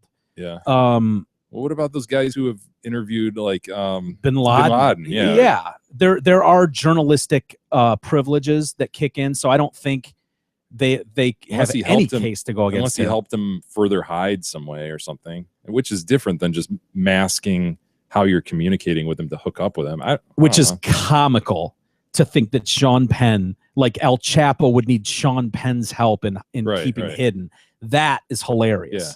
I mean, he's bought off everybody along the way. He doesn't need Sean Penn to keep hidden. He didn't even really know who Sean Penn was. Yeah. So Penn should just say, look, you ought to thank me for leading you onto this trail. Well, some people are saying like, well, he's having communications with this guy and didn't alert Mexican authorities or U.S. authorities. But as you said, journalists get away with that stuff for they've got protections where if you're interviewing Bin Laden, it's these have gone to court too, where people are like, I'm not giving up my sources, and real journalists will fight for that. I don't know that Sean Penn would, but yeah, it's crazy. He's a real journalist in this context. Yeah, it's weird, but yeah, 10,000 word article. Thing is, anyway, why don't we take a quick time out? Let's do that. And well, I got a Russian doctor. I got to show you this video. This Russian Russian I want to doctor. see this. And this is good, eh? The Playboy Mansion going up for sale. Coming up shortly. If you win that lotto, pick up the mansion. Yeah. Well, Mike, you could go there and capture your moment with. Go back there again. Maybe Yeah, you I could- could maybe go you back could there again. Pay Pam to show up and give you a picture. I didn't even want it. I don't want the picture. Miss Anderson, could I get a picture with you? It's not how it went Please? down, and you know it. I need it for my photo book. No, that's not going to happen. Oh, huh. Okay, great. I'm glad I just had a fight with my girlfriend for 10 minutes about how much I didn't want to make this walk over here and ask you this dumb question. And now you think I wanted that picture. I did not. And man. she'll go to her grave thinking that Mike Walters wanted that picture. If only there was a way to correct this. All right. Someday. We'll be back in a minute. The Detroit Cast continues after this short break.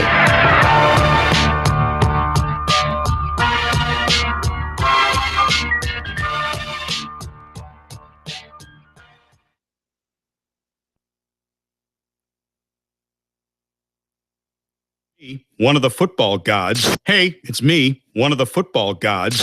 I decide if the ball bounces your team's way or not. And there's no better place to watch me work than Twin Peaks. That place is football heaven, and I should know. I'm a god. The beer selection at Twin Peaks is divine, pun intended. Tons of choices, including local craft selections served at an icy 29 degrees. Throw in HD action in every direction, and you've got pigskin paradise. So spend this season at Twin Peaks. I command it. Hey, it's Steve Gabarra, your favorite general manager at Zott Ford and Holly. During the winter, it seems people are always looking for ways to stay warm. So check out this sizzling opportunity. Right now is when we start stocking our pre-owned lot for the Super Spring sales. So we need to pay you too much for the vehicle you're driving right now. Starting today and lasting until our pre-owned lot is full, we will pay you $1,000 over market value for all TDC trade-ins. I don't know if the extra grand for your trade will actually keep you warm, but I'm guessing you can figure out a way to spend it that will.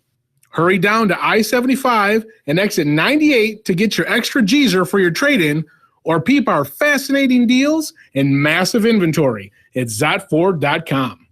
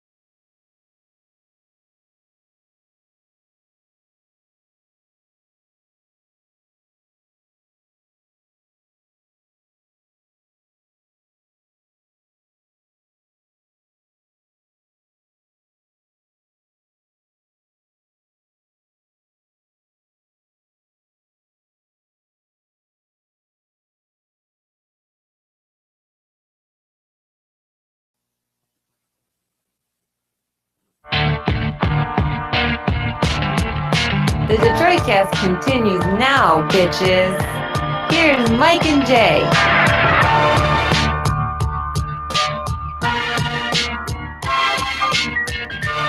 All right, welcome back to the Detroit Cast, episode 500. Wow. Yeah, get your head around that a little bit.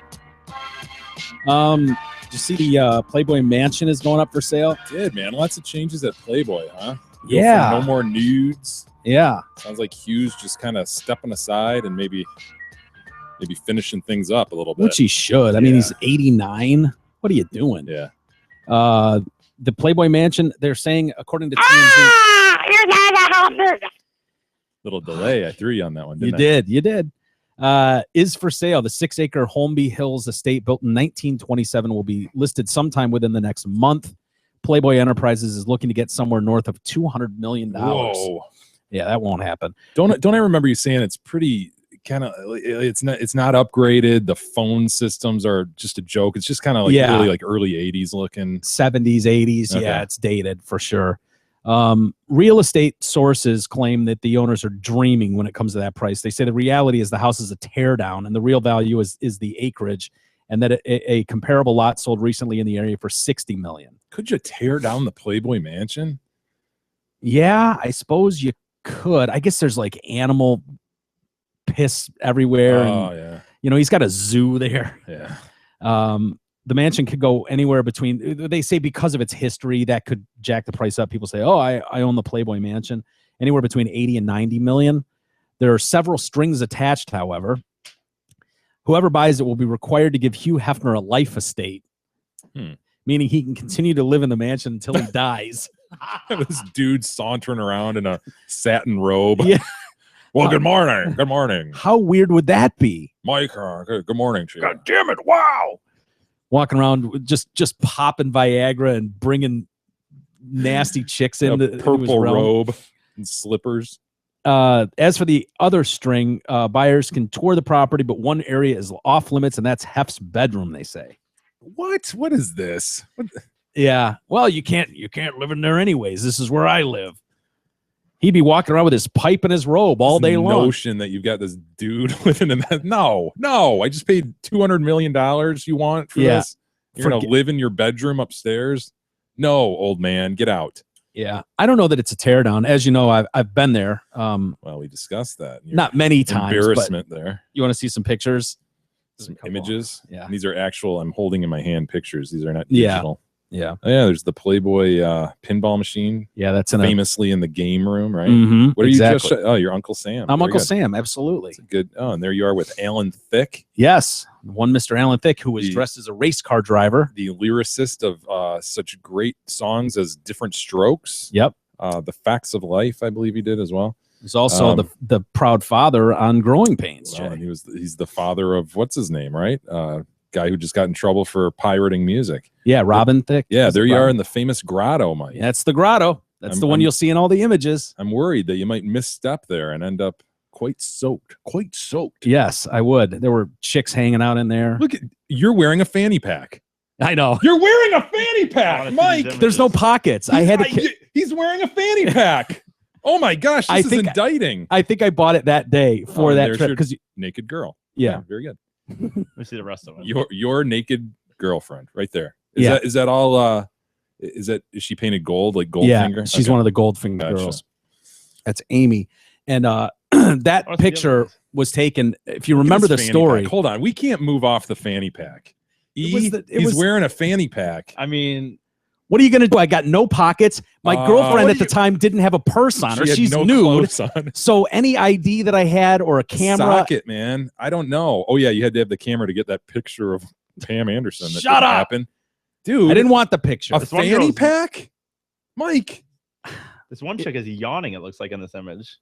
Is Mike standing with her? Yeah. Nobody was yawning. Look at, am I wrong? On the left? Oh, unquestionably, the French see. maid. Let me She's see. like, who is Let this guy me see. standing with me? This could have been 3 in the Wearing a morning. fanny pack. Who's the guy with the red fanny pack? No, she's a going. red fanny pack. She's going. Oh my God, this guy is so hot. How do I Uh-huh. keep composure? Oh Keep my God, he's composure? wearing a fanny pack. Don't look. Don't look. He's wearing. Oh a my fanny God. Oh my God. Oh my God. Pack. Mike, made a big deal out of the fanny pack. I can't believe it. I've never strapped a fanny pack on my waist, but you at the Playboy Mansion wore a fanny pack, and you wonder why you got denied for photographs. Look at you, Mike. I know. I'm not proud of it. Well, it's glaring. It jumps out at you. It jumped out at you. I've never even noticed it. Look at the fanny pack. Oh, yeah, and the Playboy grotto around it. I mean, look at the fanny pack, dude. It's bright red. It's fire engine red. I didn't have much choice. Like I said, No, you did. I did not have much choice. I had no pockets. A breast pocket something should have been fashioned in this instance. That picture, by the way, the one on the bed with Amy on the bed. Remember the story I told you about the guy that kept walking in? No. I was like, I just kept thinking, well, if you're at the Playboy Mansion, you have to get something. Like, you can't go to the Playboy Mansion and not score, right? That's gold on your fanny pack. You didn't want that to happen. Mike, you had a red fanny pack on at the Playboy Mansion. I understand. Can I tell my story? Fanny pack. What a dumb. I can't believe those. I man. can't believe you So wore it to the Playboy Mansion. You can see in this image, there's a box of tissue in the background. There is. There's my hat that I was wearing and the fanny pack laying on the side table because it was, it was go time. Yeah. And so this particular room has two entrances. There's one here, and around the other side there's an entrance. And so she lays down here on the bed, and it's like, yeah, it's fucking go time at the Playboy. Hold on, Amy. Let me take my fanny pack off. Yeah. So anyway, as she's laying down, some guy walks in with like a full, shouldered TV camera, and he walks in and he's just filming us, documenting the evening. Yeah, and I'm like, hey, dude, yeah, I got my fanny pack off here. You know what's going down. The hat's off. I feel vulnerable. He goes, no, man, just carry on. Do your thing. You won't even notice me. I was like, oh no, I do notice you with the giant camera standing there. Can you beat it? And he's like, fine. Screw you too. So he leaves, and it's like, okay, here we go. Time to get down to business.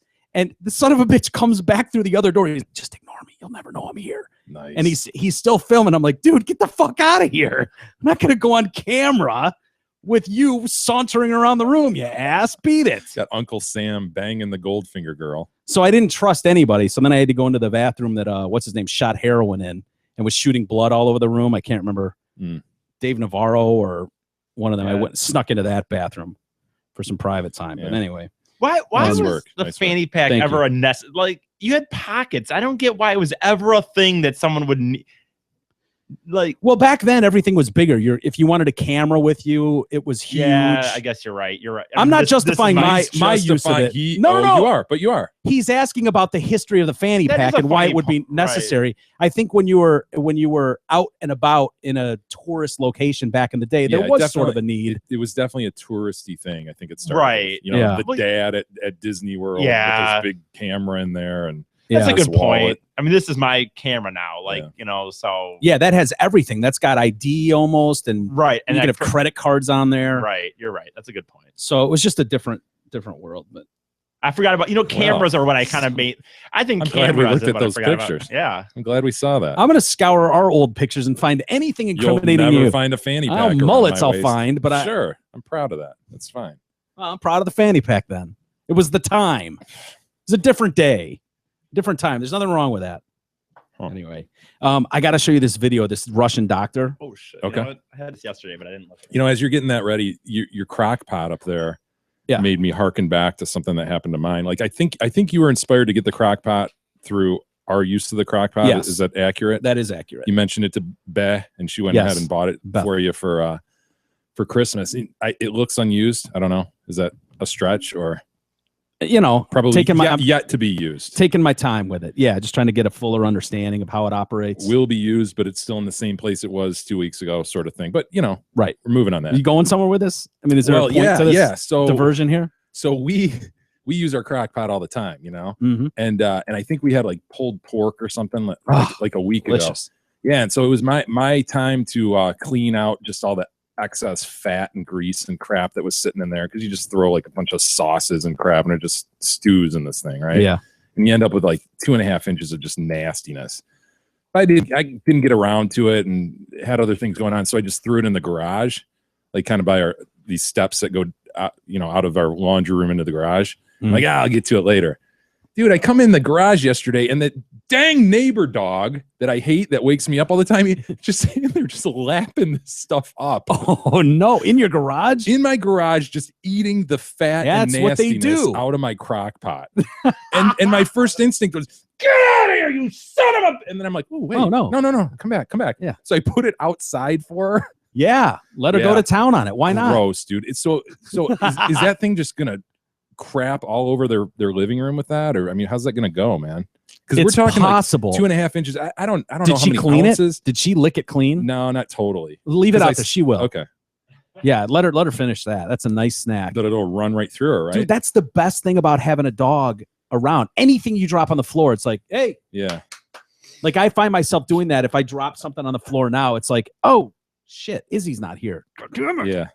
Then I have to clean it. And it's not like I wasn't going to wash the shit out of that thing anyway, right? Because there's just this Yeah. nastiness that's been sitting in there for a week. So yeah, have at it, dog. And then I'll soak it and then wash the crap out of it. How's your relationship gotten with that thing? Are you guys on better terms? No, the damn thing woke me up again this morning. Let me say this, Mike. I did wake up on the wrong side of the bed. I'll admit that. I had a bad drive-in. We I talked knew about it. that. But I woke up twice, way too early. One because of that damn dog barking. Same dog who wanders the neighborhood, comes in my garage and eats shit. He's coming in your garage. And then Wow, I know that's a bad unbelievable cleanup for a bad woman cleanup. dog too. That's weird. But the worst thing was I wake up to click, click, click, click. I'm like, what is going on? Manny is in my bathroom clipping his nails at 5:30 in the morning. He left the door open. But there's He's other got bathrooms in the lights house, blazing. right? Well, the thing is, my boys always steal my nail clipper. Gotcha. Do you have nice nail clippers? No, they just lose theirs. So they know where to find mine. And so my man's in there clipping his nails at 5:30. I couldn't believe it. I'm like, Manny, what are you doing? Clipping my nails. Get out of here. Why wouldn't he Sorry, just Dad. grab it and go to his bathroom? That's Manny, dude. I don't know. It's not thinking. Not thinking. Not thinking. In What his time does he own wake up world. for school usually? Like, is that the Well, time? that was right. Yeah, he probably had like 3 minutes before he had to go. And so he's like, oh, I'll clip my nails. Yeah. So yeah, wrong side of the bed this morning. Yeah, it's a rough start. It was a rough start for The you. dog was just barking. Yeah, Like no, this always. dog. Yeah, they just let it out and it just barks uncontrollably. And It's- they do nothing about it. This is like, and I've seen this firsthand. You've seen this dog. You've seen It's- this dog just wander the neighborhood, chase cars, just walk through lawns. It takes you back to the 70s. Yeah. You would think this was a dog from the 70s or 80s before, where much like our parents did to us when we were kids, where it was like, get out of here, I'll see you at dinner. Right. And they just shoo you off somewhere. They would do that a lot of times with dogs too. Where it's just like, get out of here, Yeah, you. yeah.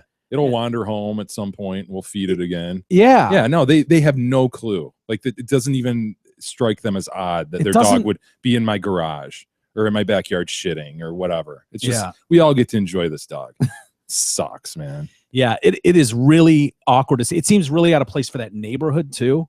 It doesn't seem like the type of neighborhood where anybody would let their dog Just just no other dogs wandering, just that one. Yeah. Everybody else has them on leashes like normal humans do. It's even weird to see cats out just wandering neighborhoods anymore. Yeah. All right. Like occasionally you'll see one of those. Yeah, that was way more prevalent back when we were kids. Yeah. Seeing cats and Outdoor dogs cats running around. Yeah. Yeah. Not now. In fact, speaking of the Playboy Mansion we mentioned a minute ago, we should mention the fine folks at Twin Peaks as well. We oughta. This portion of the Detroit Cast is brought to you by Twin Peaks. Why spend time sitting in traffic going to the game when you could spend the afternoon interrupt watching you, the Jay. game in the ultimate sports lodge, Twin Peaks? At Twin Peaks, you won't find the standard menu of frozen foods that go out of a bag and into a fryer. You'll find the best kitchen in sports that's making everything from scratch right down to their ranch. Catch every big game at your local Twin Peaks. Good food, cold beer, big screens. Hey, moreover, we should mention Eric Ellenbrook. Friend of the show, web designer. If you guys like our website, he did 90% of it. Has really helped us out a lot, and we're real thankful for him. If anybody out there needs like full scale design development of a website, or even just like simple fixes, tweaks, and things like that, contact him at DetroitWebDesigner.net. Really good guy, easy to work with, and like we said, Yeah. friend of the show. So help a brother out there. Yeah, I obviously don't know shit about that stuff. But what I do know is when we put that new website up, I had numerous people that know how to do that stuff go, dude, whoever this guy is, really good job with this site. This is really well done. So I was Well, happy. I know it looks shiny and good, but people in the know apparently like the guts of it are good too. yeah, this is really well done. So for what it's worth, and he's very easy to work with. That's the thing about him. He's not. He's a nerd. You know, they're all nerds, all these guys. But he's not like over your head talker, that sort of stuff. So yeah, check him out if you need help. I wanted to show you this story of this Russian doctor. He was caught on camera killing a patient. What? You know, it happens. What? It happens with a single punch. He got into a fight with his patient. Whoa! Oh my gosh, we're just gonna. Oh, this is not gonna be good, Mike. They I don't know called if I him want to see this. The boxer doctor, and he takes on a couple guys in the video. The I don't doctor, like how he's leaning into that punch. First off, though, that looks awkward. I don't Yeah. like that. We see a freeze frame. yeah. Hmm. Well, we'll see how His we work. Yeah. He drags this male patient from the exam table asking, why you touch the nurse? He wants, so apparently this guy touched his nurse. You grab titties, I punch your face to death. Gotcha. That's my oath. That's one my solution. hypocritical oath. So he pushes him out the door. When the patient returns, the doctor, boom, hits him in the face. I'm gonna punch you in the fuck.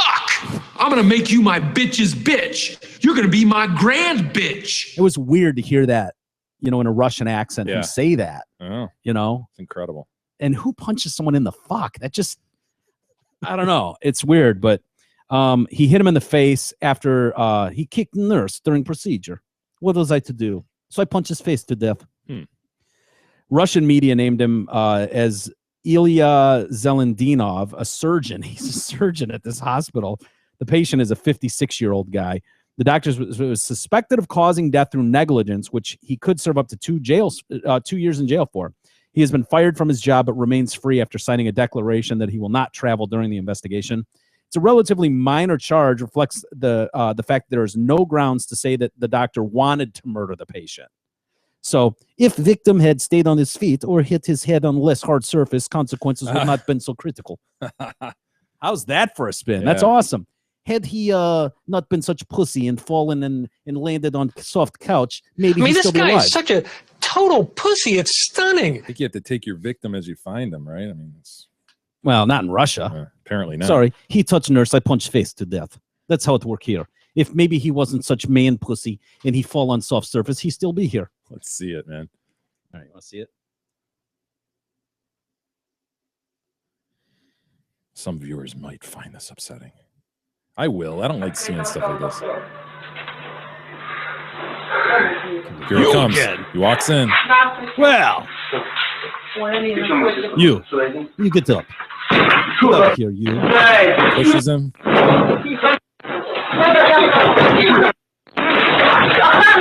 So he starts beating another guy. Oh. He starts wailing on this other guy. Knees him in the head. The dead guys. That dude's dead right now.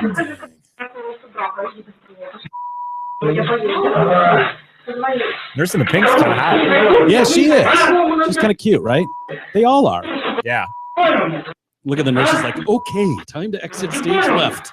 The one in the moo-moo's like, oh, get me out of here. Oh, I know. The house coat. You want to touch the nurse? I punch your face. Oh, that is not good. Oof, I hate seeing punches to faces like that. Yeah. Well, it wasn't a punch to the face. It was that he hit his head. Yeah. You know, that's usually how those things go.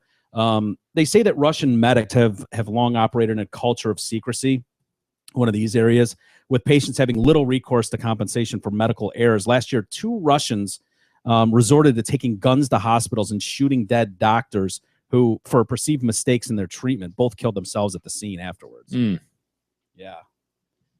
You imagine your doctor coming to blows Dude, like that? He came in firing, man. I mean, that Yeah. guy, no joke. Just for touching a nurse? I mean, come on. I know, right? He's Back in the banging day, one it of the was- nurses, I guess. Yeah, he's probably banging those nurses, which they were kind of cute. Gotta be honest. So he's looking at possibly 2 years. The guy should have fallen on soft 2 surface. years. If he fall on soft surface, he'd still be here. His fault. Hey, Happy New Case Year. closed. I rest. Happy New Year from Zott Ford and Holly, the official auto dealership of the Detroit Cast and Metro Detroit's leading lease pull-ahead authority. They specialize in getting you out of your current lease up to 12 months early, regardless of what you're driving or how many miles you have on it. Zot Ford will assist you in terminating your current lease with no penalties and hook you up with your brand new badass Ford. So dump your overpriced, your over-mileage lease and let Zot Ford make your wildest dreams of 2016 come true. Check out their astonishing deals and massive inventory at zotford.com. I think I know how you feel about judges in general, Jay. Mm-hmm. I think you have a pretty you're fond of judges. I'm fond in general. of judges. Yeah. Do you have certain judges you're like, oh, fuck that guy? I don't expect you to name names. Oh, but of course. Yeah. are there somewhere you're just like, this guy is so off on this stuff? Yeah. Really? Yeah, man. Wow. I would think there's a law, and if you break said law, you get this. There's a judicial philosophy in every one of them. Or, well, some of them hold true to philosophic principles, and then you just go, okay, well, you lean left or you lean right, so I kind of know where you're coming from on this. Mm-hmm. But some of them just float around. You never know what they're going to do. Yeah, but you can almost. I respect. Can that more. change by their how they woke up on that morning? Some dogs in their garage. Yeah, that's what I mean. You know, some of them just float around with their reasoning and don't seem to have any anchor in terms of where that's coming from. Mm-hmm. Like some of them just view things like more strictly, or you know, they're going to interpret something more narrowly. You know that just because that's where they're coming from politically. But yeah, those are the ones that are problematic, where they're just floaters, and you're like, no idea. Depending on how he woke up this morning, could say what he's going to deal. Well, this Ohio judge, he is in some shit here, no pun intended, because this guy apparently shit himself in his courtroom, and because the guard wouldn't let him go to the bathroom. Judge David Kane, who's 72, spent an hour writing a poem about the unforgettable moment when Derek Lathan reportedly shit his pants after becoming ill with a cold and getting diarrhea from the cold showers in the jail. Lathan, who has he got diarrhea from cold showers. Yeah, he had a cold. Whatever. However we got here, we got here. All right. This is an explosive. All right. And immediate attention needs to be brought to this situation. Got it. That's where we're at. And the judge didn't feel like helping this guy very much. He's got no attorney, Lathan. So he filed a lawsuit against the prison for harassment, embarrassment, and ridiculing. He misspelled ridiculing. And emotional distress causing other inmates. Is this from the courtroom? Yeah, this is actual audio from the courtroom. When other inmates started laughing at him, he shit his pants in front of them. They all like, and so he's suing for $2 million. He wants $2 million. You shit yourself in the courtroom, and then you want $2 million because people laughed at you. What do you expect them to do? It's a room full of guys. What guy's not going to laugh at that? Yeah, it's universally funny. Yes. Kane, the judge. Come on. It's odd that they There's a diarrhea fart right there. A little too much came out there. Yeah, well, you can hear the reverberations in the bowl. Yeah.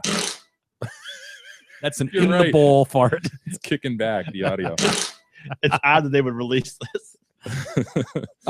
Kane, who felt the lawsuit was frivolous, he says he thought it was frivolous, so he's like, if he's going to file something that frivolous, he can't expect me to be too judicious in how I respond. He can't expect me to take it seriously. Especially with that going on in the courtroom. I don't know why. You want to no, you can read it. No, you got it. You're the judge. Mike, I can't. I'm busy over here. I need the Crown to I'm speak busy on over this. here. Come on, This is an American court. Not gonna. This is an Ohio courtroom. Yeah. So the Crown is speaking in Ohio? I don't think so. Cold showers caused his bowels to malfunction, or so the plaintiff claims. A strict, uncaring prison guard is whom the plaintiff blames. While in line for recreation and little time for hesitation, his anal sphincter just exploded. The plaintiff's breeches quickly loaded. It made the inmates laugh and play to see the plaintiff's pants this way. I'm done with that fart. You want that? The foul, unsightly, putrid mess caused the plaintiff major stress. Claiming loss and shame to boot, the plaintiff filed the present suit. But the law provideth no relief from such unmitigated grief. Neither runs nor constipation can justify this litigation. Whether bowels constrict or flex, de minimis non curat lex. The law takes no account of trifles, is what that's interpreted to. Crown has spoken. Order. What do you think? Do you think that's unprofessional of the judge? That was unprofessional. He's just kind of asking for scrutiny, right? Well, he's one of these judges. It's like He's 72. It's my I don't give a fuck offense. He says I've been a judge for 30 years. I posted he posted it to the court website. He posted his ruling to the court website. Do they do that a lot? They always post their rulings to a website. Yeah, things will be available through like an electronic filing system, so it's not out of the ordinary. He was reelected by the court in 2012 and noted that he's just 3 years away from being too old to qualify for reelection. I only have 3 years to go. If there's anything I want to do, I better get going doing it now. I just wanted to have some fun. He was a writer apparently before. Sounds like a good writer. Of course. He wrote in the 70s. He wrote song parodies about local celebrities. Oh, come on. This judge just took his chance to get his writings out there again. They're saying that the Ohio prisons apparently are having the same problem as Michigan prisons. Conditions are among the worst in the nation. Ohio prison guards have been accused of raping. Well, I shouldn't say Michigan, but with the food problem, I was going there. But prison guards have been accused of raping and beating inmates and lying about each other's behavior. 1,000 inmates in an Ohio women's prison dumped their lunch trays in protest because back in August, after word spread that maggots had been found on the serving line. And you have a major issue with that. I just think it's bad enough. You don't need to have maggots in little the food. Little protein. No. They're convicted criminals, Mike. I understand that. Screw them, dude. Do you think that's unprofessional of the judge? It's a bit unprofessional, but I get it. He's an old codger who just, as he said, wanted to have some fun. He's going to dismiss anyone it. Just writing out there. That's the thing. He's going to dismiss it as frivolous. So, yeah. Did you see J.J. Abrams made comment? Can we talk about Star Wars yet? Are we allowed to talk about Star Wars? Spoiler alert. Yes, I'd say so. Yeah, I think so too. I think we all liked the story. I've been meaning to go see it again. Yeah. I think we all liked it the first time we saw it, though, back in 1977. Yeah, very true. Too much. He was smart to harken back to the originals because we talked about leading up to it, like how the prequels, the thing about them was they just didn't feel like Star Wars movies, just didn't have that same, I don't know, just fundamental feel to it. There was like Star Wars had a certain charm with just the Han Solo interaction, dumb little quips, whatever. Yep. And then the key was they had real sets in the movies that we grew up with and models. Yeah. And so when you go back to those prequels that Lucas did, it was like too much CGI stuff. Mm-hmm. So Abrams was very smart to do more tactile stuff and harken back with references and all that.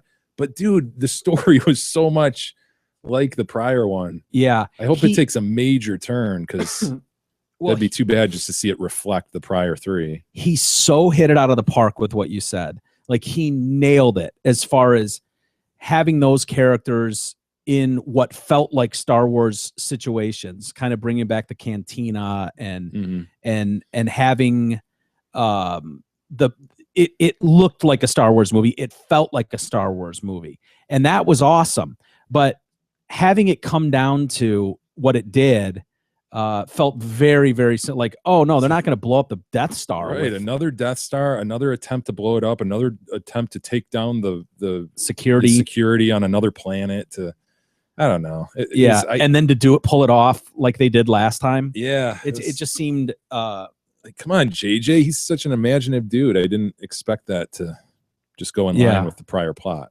Yeah, it'll be interesting to see if what you said is true. Like if this takes a spin somewhere else where it goes in a completely different direction. Maybe that's a way to reset the story for the youth who's not familiar with that story. Yeah. It was funny because over Christmas, I was at Beth's family's house. And they've got, a 5-year-old and a 2-year-old. And they got tons of Star Wars stuff, which he and I played with like crazy. It was awesome. He had me open the packages. One of the things he got was Misa. Oh no, he had Binks? Who got a Binks? He got a Binks. I think Nana. Gift or something? I think Nana got him a Binks doll. She had no idea. She's just like, it's one of those Star Wars. It has the Star Wars label on it. I have not seen your Nana this happy in years. And so I kept there was a Vader, there was a Chewie, there was a 3PO, and a Binks. And so he kept going, you take 2 and I'll take 2. And I'm like, yeah, okay. And so I'm trying to get Vader and Chewie. I'd even take Vader and 3PO. If I got Vader, I'm good. Yeah. And he keeps pawning off Binks on me. See? And he's like, no, He he wanted, intuitively knew. without any, he didn't know who these people Yeah. were. He knew their names, but he didn't know who they were. So, but he wanted C-3PO because I think, you know, he looks like C-3PO, shiny. He's got the red arm for some weird reason.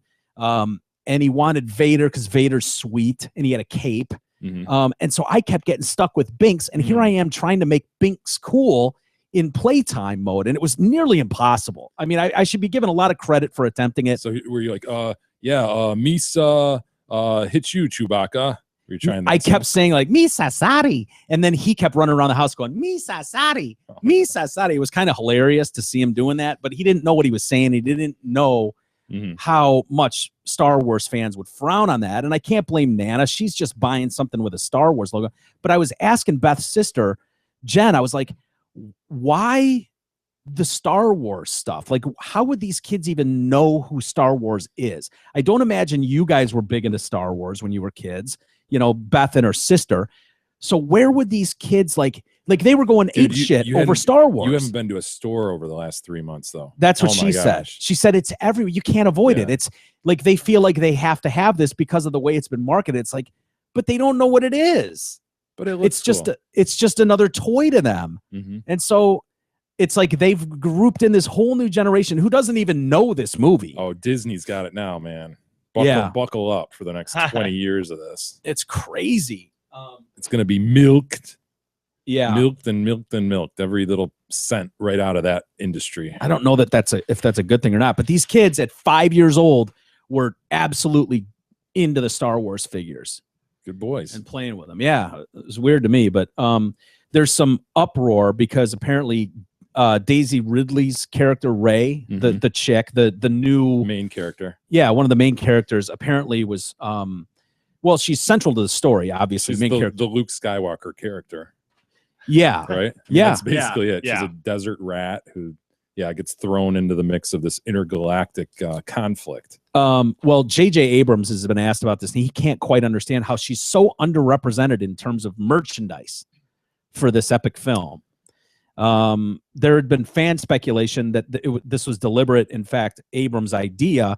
Over the weekend, he debunked it, and said, I'm learning things as you are. I will say that it seems preposterous and wrong that the main character of the movie is not well represented in what is clearly a huge piece of the Star Wars world in terms of merchandising. Doesn't quite make sense why she wouldn't be there. She's somewhat important to the story. Well, there you go. Like your Beth's nephews had what, 5 or 6 guys? Yeah. No Rey to be found. They had Binks, for God's sakes. Binks isn't even in the new movie. Yeah. Well, I'm thinking back when I was a kid and playing with those dolls. No offense to Luke Skywalker or Princess Leia, but those weren't the toys I wanted to play with. Luke had the retractable lightsaber in his arm. If you really go back, and he was Luke Skywalker. But for the most part, you wanted stormtroopers. Right. You wanted the oddball characters. You wanted those. Like it wasn't. You wanted Bosk. Bosk, for whom I sent 4 proofs of purchase and received in the mail. Really? I remember it like yesterday. Which one was Bosk He's again? a bounty hunter. Oh, okay. I imagine the chick stormtrooper will do really well. Yep. I imagine she's a Captain Phasma. And that's something that I don't know, as a boy, would I've cared about that toy? Probably. That character looked badass. Right. Right? But no, I think most boys, gosh, this goes against all the, the gender watering down and all that, but I think most boys wouldn't want to play with Princess Leia. Yeah. I remember buying that character and kind of being like, I'm just getting this just to have it. Yeah, just to add to the collection. Yeah. Or to give some, you could do the Han's banging her. You could do Han Solo banging her. Like I mean, if your sister brought a doll into the room, you couldn't wait to get Ken to make him hump. Yeah, like, they're not really pliable enough, but everybody's tried it, right? They just end up scissoring in kind of a totally very plastic way. It's just, but doesn't look comfortable. No, but it's funny. It's comical. You get them doggy style. There's a lot you can do there. And you can see the value in having that doll there then. Right. But as you like, can have heterosexual sex. Right. With your Star Wars figures is your point. Exactly.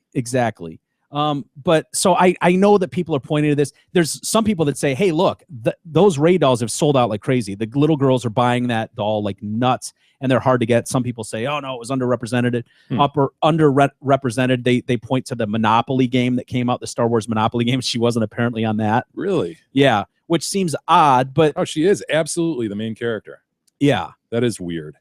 Yep. And Vader's not in it, but I would think Vader would still sell a shitload. Like people, I always loved C-3PO or R2-D2 more, and than any Luke doll or Han Solo Personally, doll. I like the starships better than the dolls, by the way. If you're talking about playing with something, I'd rather have an X-Wing fighter over it personally, but yeah, I get what you're saying though.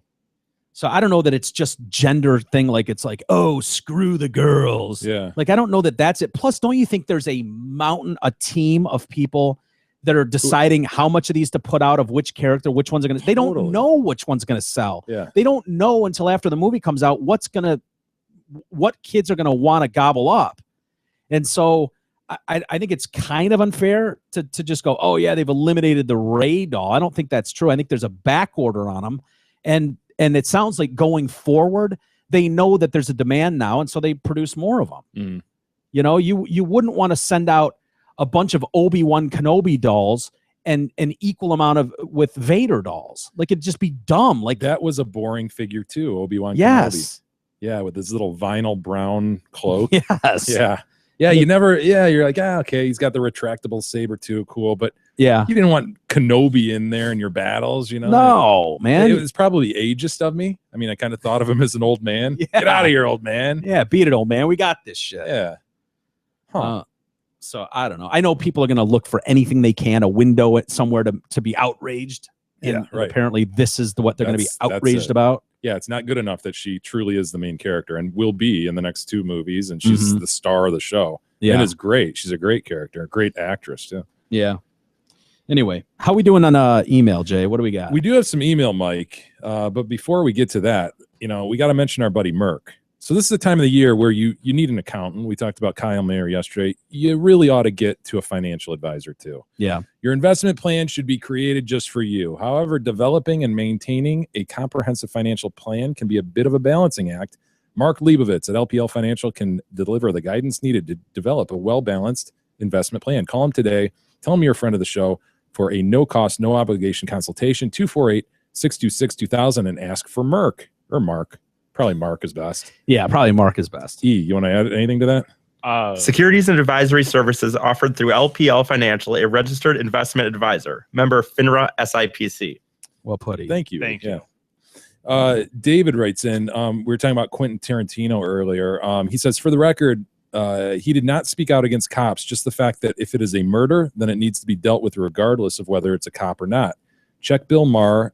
He was on, Quentin was on and repeated his statement. I too am a fan and was disappointed that he said something like that. Check it out, Mike, so you won't be down on him, Dave. Well, I think he did. First off, he spoke to a lot of places. And when pressed on it, I think the problem I had with it was he was trying to say that the cops that took Eric Garner down were murderers. And I just didn't see it that way. I think he was talking about the cops that shot Michael Brown. Those are murderers. And the unarmed teen.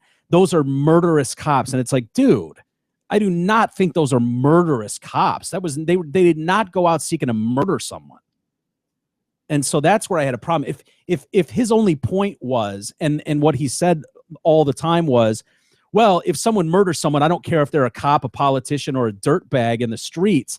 I don't care. Murder is murder, and they should be brought to justice. Well, I think we all agree with that. But everyone would agree with that. But how we look at what's deemed murder is there's a big gray area. Yeah. So it was his focus on those 2 cases. Yeah. And so him saying, oh, those cops that took down Eric Garner are murderers. It's like, wait a minute, dude. Whoa. I didn't see that at all, but he makes pretty good movies though. So. Yeah, he does. Yep, can't deny that. Mike writes in, gentlemen, the sole purpose of this email is to be duly noted in episode 500. Regards, Mike. Well, you did it, Mike. Wow, well done. Episode 500. Dang. Yeah. Gary writes in, hello, gentlemen. In hearkening back after hearing the name LaVan Hawkins, I recall a story of a friend of mine he told me the story. I have to share it. This friend of mine worked at the Ritz-Carlton in Dearborn. His job was that of the lowest guy on the ladder. He was somewhere between housekeeping and maintenance. He would have to address the spilled room service tray, the clogged sink, or the little kid that puked anywhere in the hotel. He worked the graveyard shift, so he saw plenty of action. Oh yeah. Early on, Middle of the night. Early on, he noticed that there were certain people who became known for being generous for various different requests. So when it was known that a certain person of wealth was going to be at the hotel, there was a scramble to make sure that you were on the work schedule. One night, this friend of his gets a call to go up and deal with a dirty tub in LeVan Hawkins' room. At this time, he had no clue who this person was. He arrives at the room and is greeted by the largest human he has ever seen. The guy was wider than he was tall. Wider than he was tall. So definitionally speaking, we're talking about a chode. We're absolutely. I'm a chode and shit. Clean my shitty bathtub, motherfucker. LeVan greeted him politely and asked him to address the dirty tub. My buddy said no problem with youthful enthusiasm, and then LeVan handed him $200. He was confused by this as he had never been tipped that kind of money. It was 1987. That was a lot of cash for a 19-year-old kid. Plus, he felt getting a tip for dealing with an oversight by housekeeping was odd. Normally, that is met with a pissed-off guest who can't wait to vent on him for something he had no control over. Don't tell me I shit in the tub and shit. But he did not question the tip. He said thanks and went in to deal with the mess housekeeping left behind. To his surprise, the housekeeper must have had a very large meal because what he found was a very large turd surrounded by a river of urine headed toward the drain. Oh, man, I got a little tipsy last night and ended up shitting in my tub. He felt this was odd, but proceeded to glove up and get this mess dealt with. About the time he was finishing, it was all clicking. The tip was tied to this mess, so upon his exit, he crafted an apology for his disgusting housekeeping staff, to which LeVan replied, "No, man, that was me. I'm too big to fit on the toilet, so I sit on the edge of the tub and shit." No way. What? No. My buddy was delighted. Hell yeah. Don't give nobody else credit for my shit. Piss. Come on, that's my shit. My buddy Try was to take my credit. The fuck out of He here. was delighted. He had found his cash cow, pun intended. Every time he heard he needed to go to LeVan's room, he knew he was in for the dough. This would happen 2 to 3 times per day when he was in town. The other guys got wind of his generosity and would scramble to try to be the one to deal with this cutting into my buddy's action. Eventually, LeVan would ask for him by name, thus securing the business for Bart. Oh, yeah, his name was Bart. Sounds like fart. Ha! I part with a hearty, "Good day, sir." I said, "Good day." This is unless his hole is bigger than the average hole. Why couldn't he? And this sit on he's piling on with the whiz aspect of this, dude. Yeah, because the he's got to whiz. turn around and stand up unless he's laying in his own filth. It's more than not fitting on a tub. That's some sort of like scat kind of thing he's got going, and/or he's on major power trip wanting to see a guy clean up his shit. I want to see some white motherfucker come to my room and clean up my shit by hand. How does that sound? But he's giving him money $200 for it, so it's not like it wouldn't be just like the idea of seeing some white dude pick up it, because otherwise he would just make it more. He doesn't have to tip him. His buddies are probably like, "No way, Levant, you won't do it." Shit, watch me and shit. Peel 2 hundies. I'm going to shit in this tub. I'm going to take a whiz in this tub, and then we're going to get the whitest cracking motherfucker. Grab that motherfucker Bart downstairs.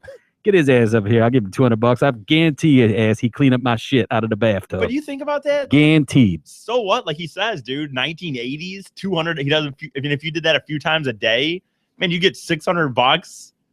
That'd be a lot of money back then, dude. Wouldn't it? I mean, I love how the guy just gloves up and goes at it. You know, there's no like. He was, like Chevy Chase out of Caddyshack. I remember that in the pool. Oh no, it's Bill Murray. Murray. Bill Murray and It's no Caddyshack. big deal. Takes a bite. What was it, a Baby Ruth? Yeah, something like that. Pull up a picture of LeVan Hawkins. I want to see how fat he was.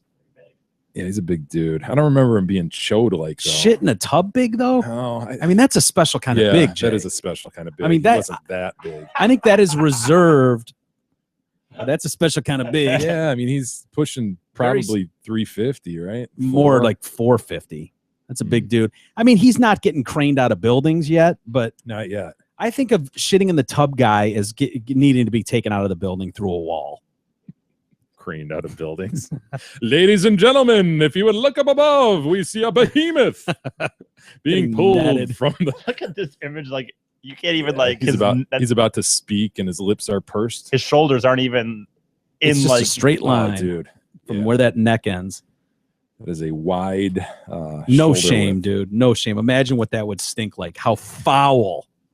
3 LeVan times a day. Hawking's shit and whiz in a bathtub. would Probably be- chunky because all those chocolate turtles he was eating. Oh yeah. Remember that? No, He'd Got be up- $200 for you. There he is. There's Levon. Hold on 1 second, baby. Give me 1 second. I'm just in the bathroom sitting on the tub. Oh, there we go. Get Bart's ass up here. He got some cleaning to do. It stinks in here. Man, my room stinks and shit. Where's Bart's ass when you need him? Heather writes in, Dear Jay, Mike, and E. I don't know that anybody has ever addressed an email like that. Nope. It's got to be a female. Dear Jay, Mike, and E. It's Yeah. a female. It's Oh, Heather. Hey there, no need to read this on the air, but I will anyway, Heather. Had to put my 2 cents in making a murder theories. As a scientist myself, I found the most interesting piece of evidence, like a lot of Female people. scientists, I doubt it. Seems No a little such thing. suspect to me. No such thing, as we all know. Well, we all read on then with a jaundiced eye, but Right. we'll deal with this. Is she in 5th grade? Is this what she's aspiring to? No Like a such lot- thing exists yet. Like a lot of people, I thought the most interesting piece of evidence was blood in the RAV4 and that tube of blood from the 1985 case. It was very obvious that the evidence box had been tampered with in some manner, and there was an obvious hole, possibly caused by a hypodermic needle. The FBI revalidated and began using their test to determine if EDTA was in the sample. Having worked with many samples myself, full disclosure, I'm not a forensic scientist, but do analyze various samples from blood to fecal matter to the resulting sample from the shedding of the uterine lining. Oh, Nice, if you know what I gross. mean. Gross. Oh, yeah, we know. I totally understand these tubes and what the FBI was doing. However, the defense put up a witness who was an analytical chemist, I believe, to dispute the She FBI's looked like she was out of a findings. trailer park. She did, yeah. I found her testimony to be so important. She was the lady with the really long hair and looked like she didn't have many teeth because Yeah. of how her chin was. But I digress. Oh, Heather. She stated that she could not conclude whether the blood came from the tube containing the EDTA or not because the FBI had no documentation showing the limit of detection of the assay they used to analyze the sample.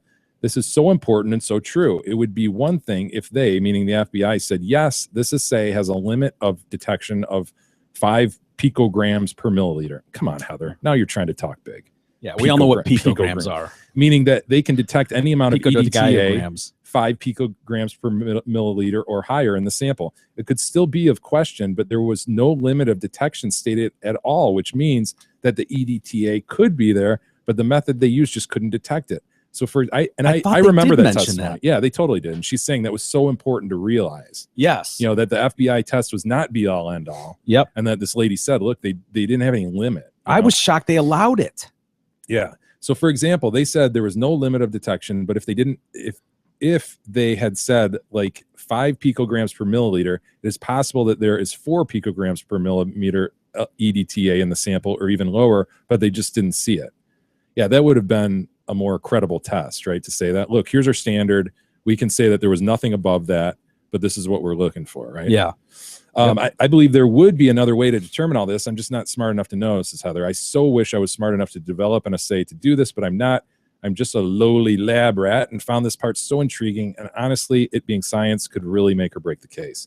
P.S. I think Brendan's brother, so he's the Big E character, that retard, Brendan. Yep. Brendan's brother, watch the WrestleMania. he may have been involved, but I don't think Brendan was smart enough to do anything to frame or push the blame on Steven willingly. I mean, the kid was more concerned about WrestleMania than the circumstances he found himself in. Hope you guys have a great week, Heather. Yeah. She's right. I thought that blood thing, I don't know how you don't absolutely hammer on that going, this sample was in your custody. It's a sealed container inside a sealed container. Both of those seals are broken, and there's a hypodermic needle through the top of this sample. That right there is grounds that anything blood related you could argue was tampered with. Well, you can argue that, but if you then have the FBI and sit there and say, look, there'd be ETA in it if it was taken from this vial and we found none. Then And I would. that was a real unfortunate part. You're no question. You're exactly right.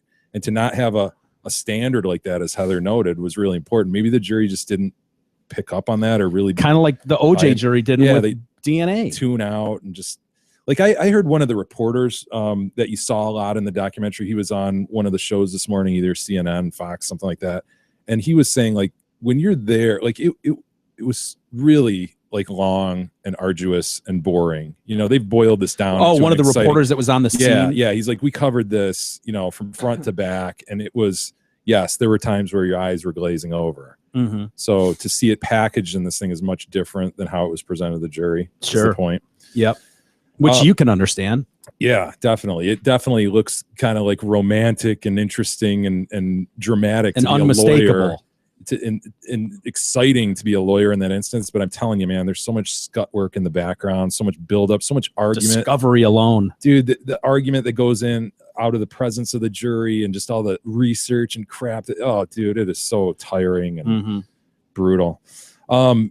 By the way, there's a string on the message board right now going on about the making a murder and people chiming in cool. and debating that.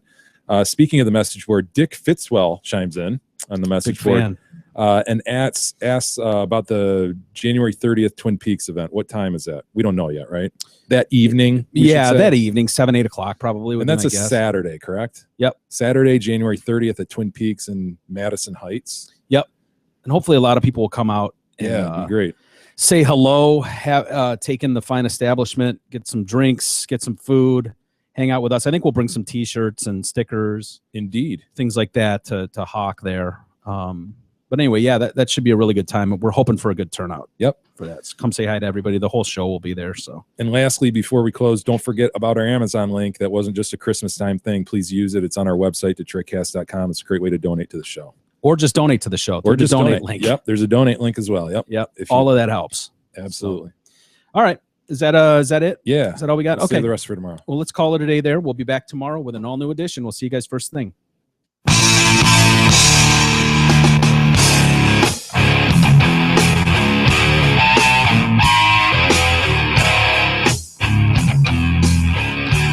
You've been listening to the Detroit Cast with your hosts, Mike and Jay.